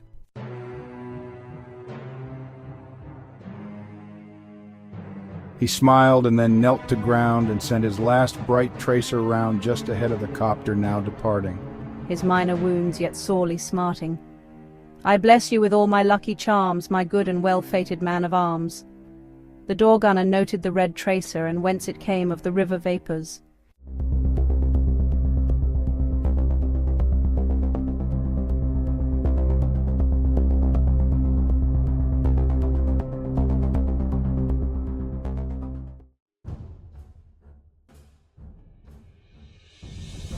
He jumped into the rescue's hovering haven, directing the door gunner's firings, waving, "Fare thee well, my knightly knight," Dame Fortune wished upon his sight. "You recognized me even in the We dark." were on the wrong side of the river, by purpose in Cambodia, which was fine, for we barely existed, with no records kept. We were in the wrong place to one of our rare mishaps, as it turned out, and actually one very early on, born of a cascade of unfortunate events that were not totally unplanned for. Always have an out, for there will be those times of war.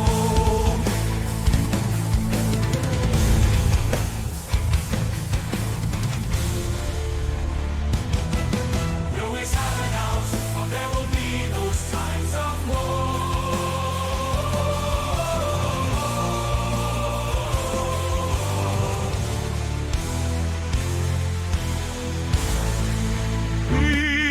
Intelligence officers have been inserted along with the DIA special troops. Another nameless non-designation, and they with us, for we supported the other. The action had been going fairly well, as planned. The many opposing rampage had not so much by reason, but by the beast that was ever part and parcel of man.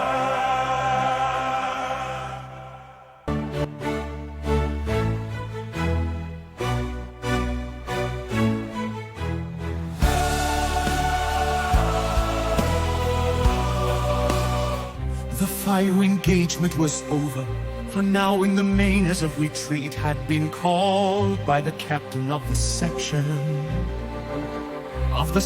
Upon detection of a larger than expected approaching ground force.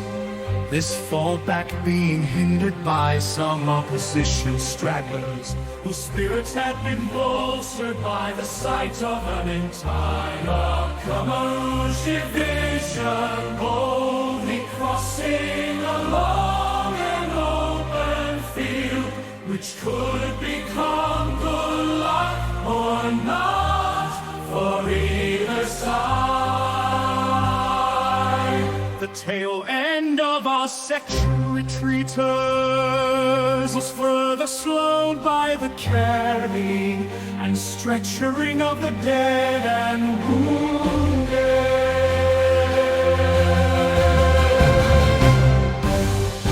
Actually, the surprise incursion had gone well enough, but for the fact that we two IAs remaining were now pinned to the ground, just inside the front edge of the tree line. For all hell was breaking loose, shattering the forest trees and their branches.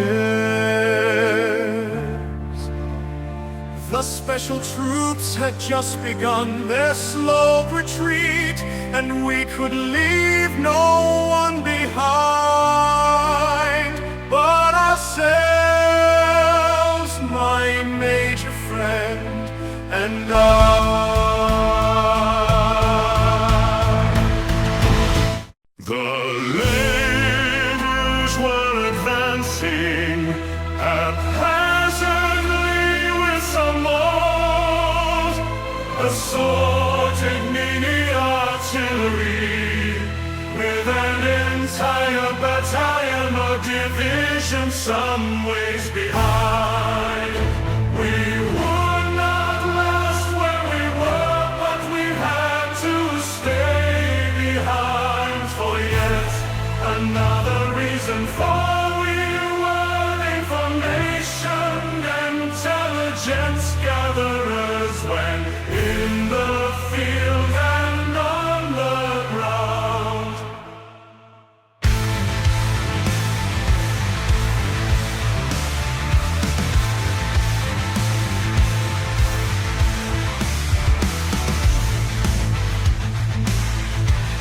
All we had was a machine gun, but a large one hidden a bit further back in the woods, recently dug out of the ground, where we had left it on a prior occasion of income.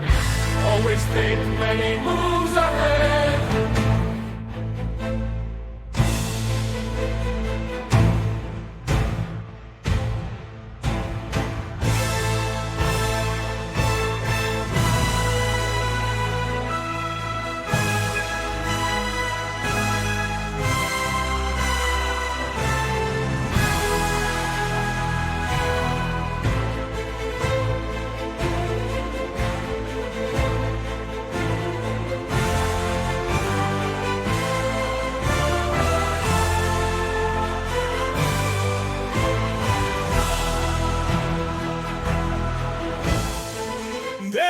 It was not quite right time to retrieve it and use it, which is of knowing when to move, not just where, on the chessboard.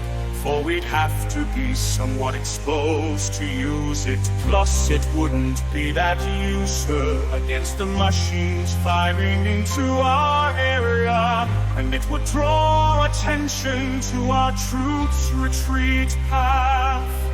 For the cover didn't exactly know where we were, or if any of us still were.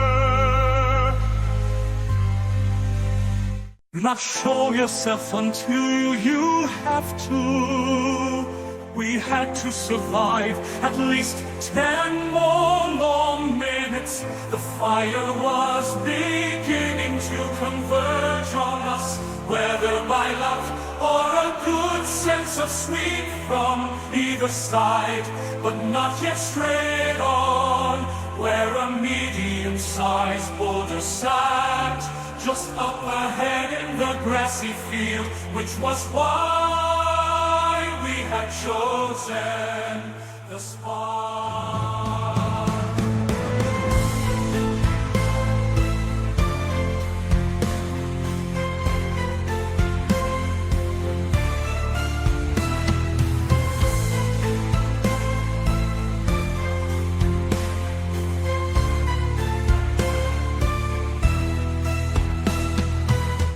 Or die, we dashed out and crept up to the big rocket already, having an end, having been just split off. We needed more time. We dug out the ground behind the really big rock of Fuller, so deep, exposing the part of the boulder yet underground. It laid in the depression. Another minute or so, and the above-ground portions of the rock would be gone, and soon they were shattering and flying away.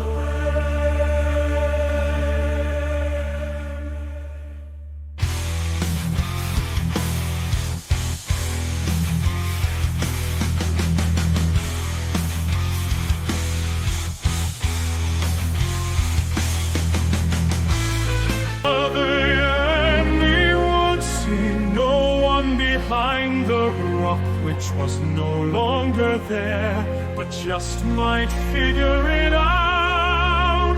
I raised a small bending scope and noted the yet noiseless jets approaching on the horizon behind the battalion, as well as a vanguard approaching at 600 yards. We needed 60 seconds now, or even half. As it turned out, the music played upon the drama.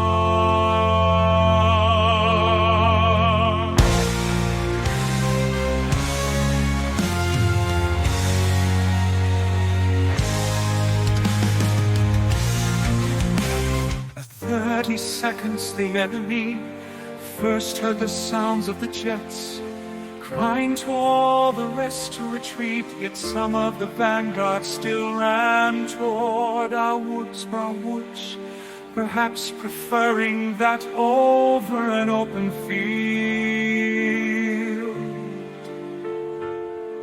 Not good neither for us, nor for the special troops that were still retreating through the forest, who could still become targets at the river shore, clearing while boarding.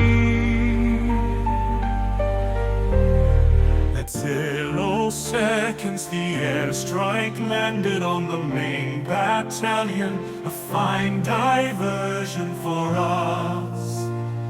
Yes, and so we rose from our would-be graves and ran back into the woods, rolling out the machine gun, blasting most of the oncomers away for quite a while. The chess moves had come to pass, although still ongoing, and into new territory.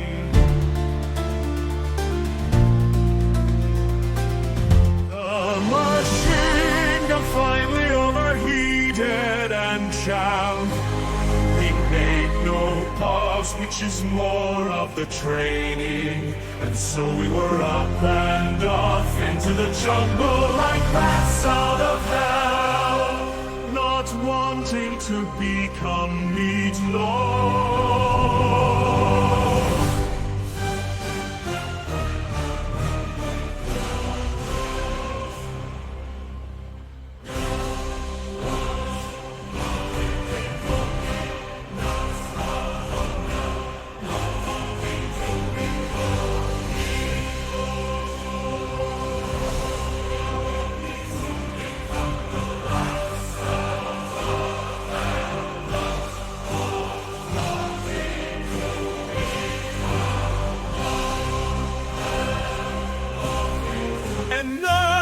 Shocked at the silence, I begged them rather too long to give chase, but that they then did, yet still 100 yards off or more their beat, and their one lucky projection blasting the major to bits and instant death with some great munition. Just 20 yards behind me, he an older man and of a higher rank, as I was a lieutenant.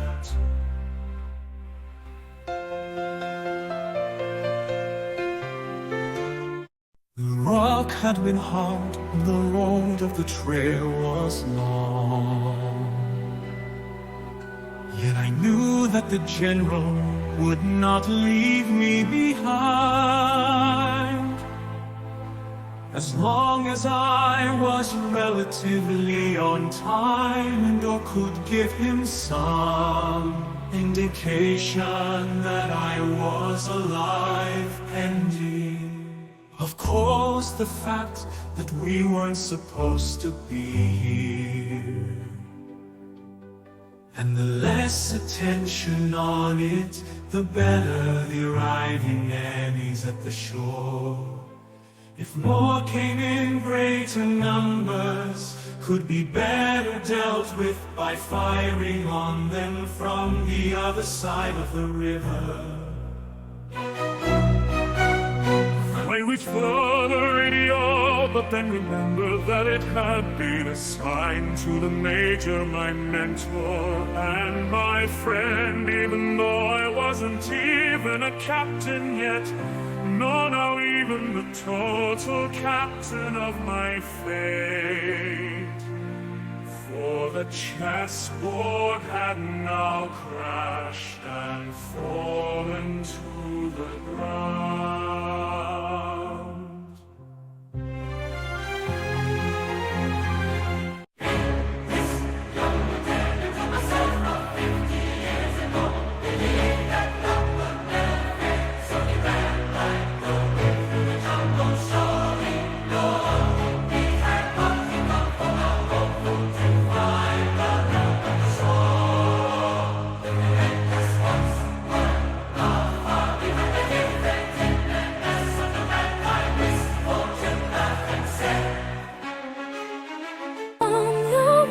Could be too hard to tread, for we are fearless to those who, for they ever seize the opportune.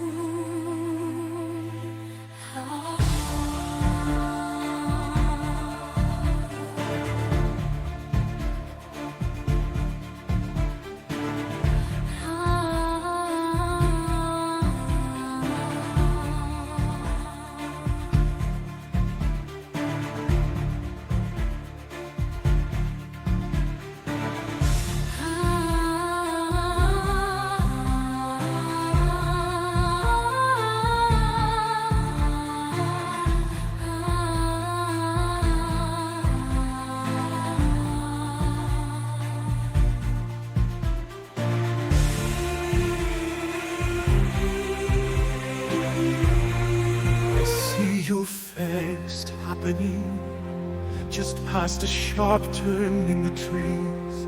He suddenly dropped to his knees and fired into his pursuers' me as they came upon the scene, using all his ammo, but for one round then hurried on with nary a sound.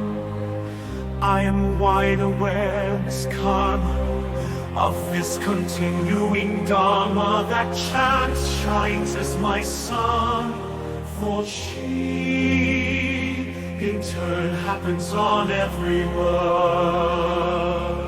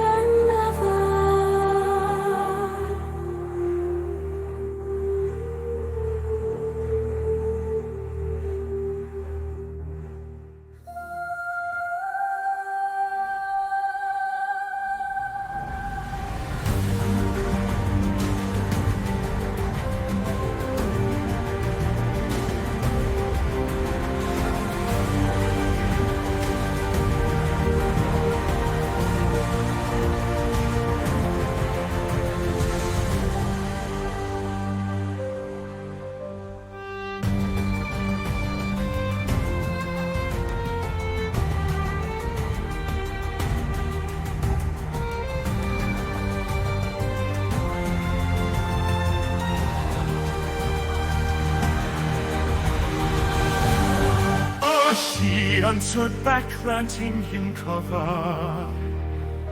Listening, he could hear more troops rushing through the night in groups. About a half-mile back around the loops, far enough away, I gratefully welcome thee. This lady luck of dice, though I may pay a late fee for my pickup so precise. His destiny, serendipity smiles, saying,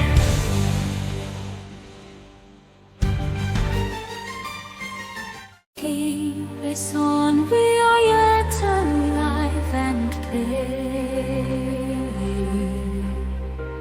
Let joy and innocence prevail. Believe that luck will never fail.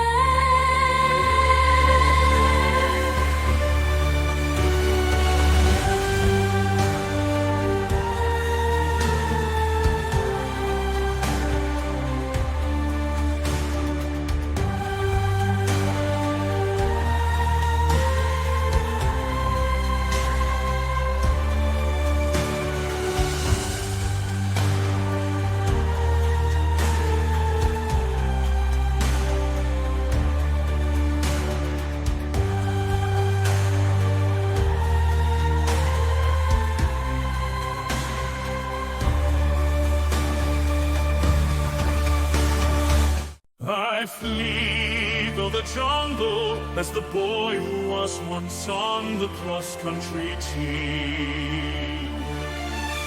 Then I will come to you, my love, with the passing of the days, and I will set you free each time you're around. I have bred beauty to be more appreciated in Hawaii, where east ever meets west and blends, and will remove the chains that bind the heart and the mind.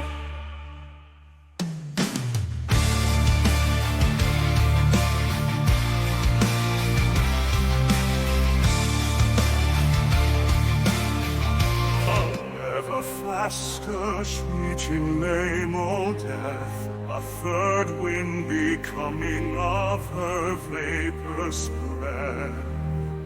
A glowing mist I operative torch to the shore. Ever onward he could hear the whirling chopper, but now receding was its dollar, he thus grieving of his leave. Am I much too late, still too far? Shall I curse you all, destined stars?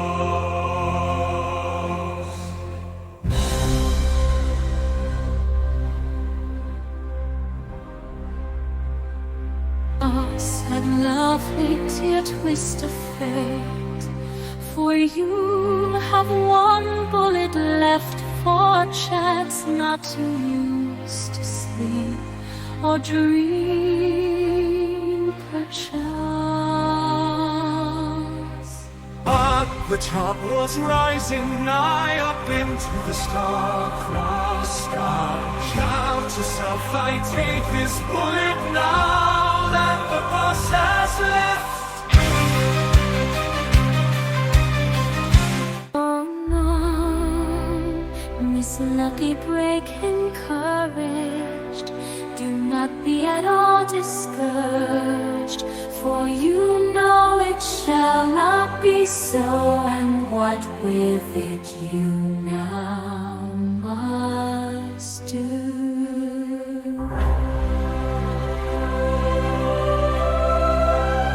Yes, perhaps it shall be so in some plight, coinciding in a most kempt and hapful night. He smiled and then knelt to ground, and sent his last bright trace around just ahead of the copter now departing. His minor wounds yet sorely smarting.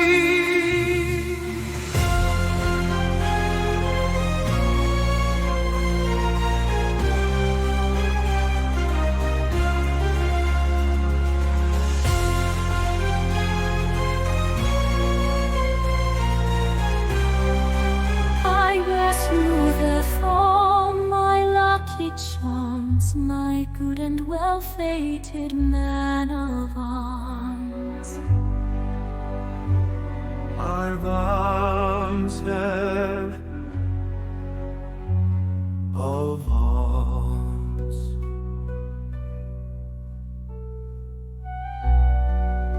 The door gonna noted the red tracer, and whence it came of the river vapors. Captain, turn back and take a look. Here awaits a fortuitous accidental fluke. I am an uncursed, non-jinxed agent man. Let my joyous innocence prevail again. He jumped into the rescue's hovering haven, directing the door goes fiery raven. If ever were my nightly night, Dame Fortune wished upon his sight. You recognized me even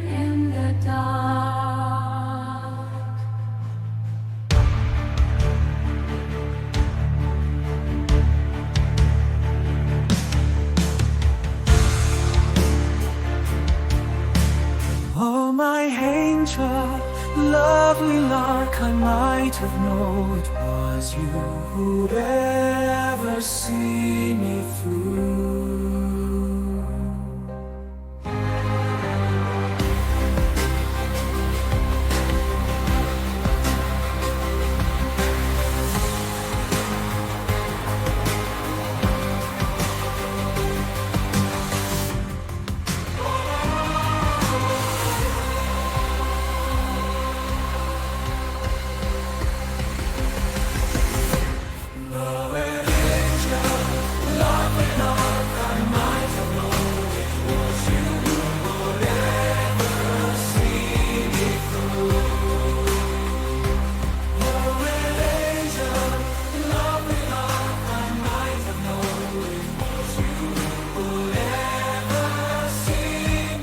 You spared my step, he said, to her and to me from here too long ago.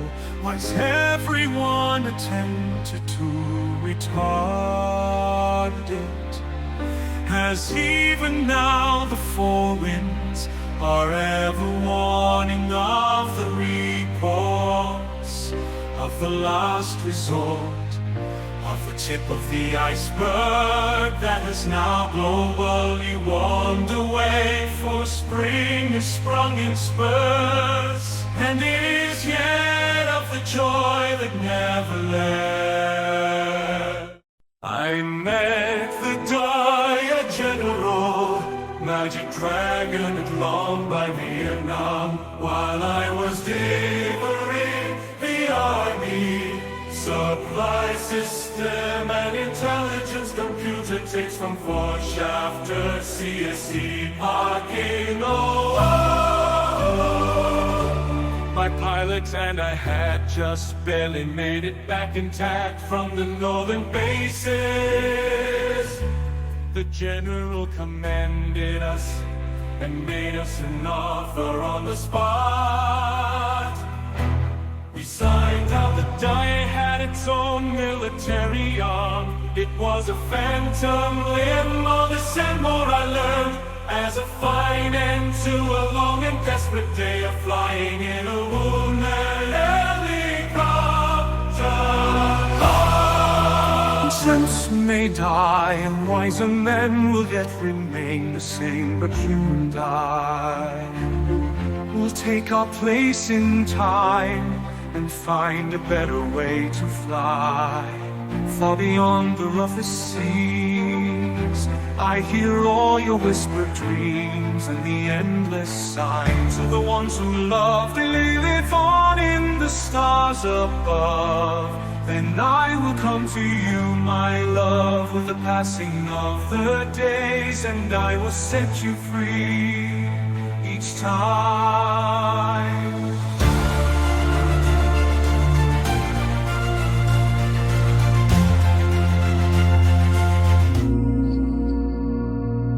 Beneath the moon's soft glow, in the forest where wisdom does grow, silent streams reflecting stars,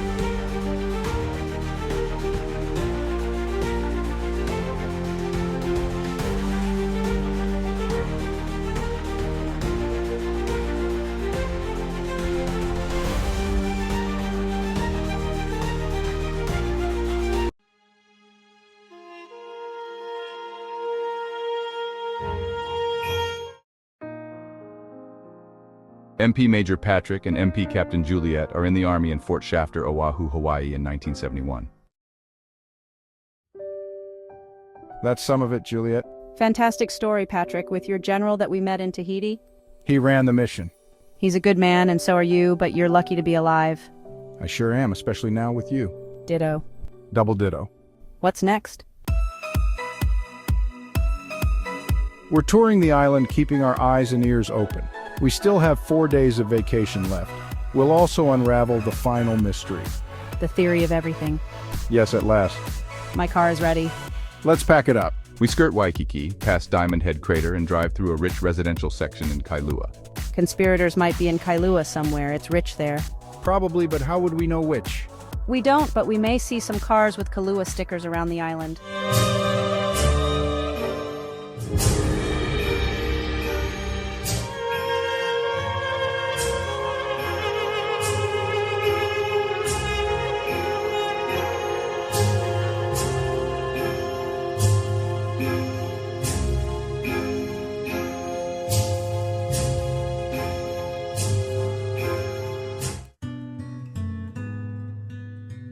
Let's stop at Makapu Point, both of those U's pronounced, near the Kaneo Marine Base, EOE pronounced as long vowel sounds, and watch the sun setting into the sea. A brief twilight comes and goes, as the night crashes down on us. We sit there a long time, hearing a few whales breaking through the surface and then spouting water.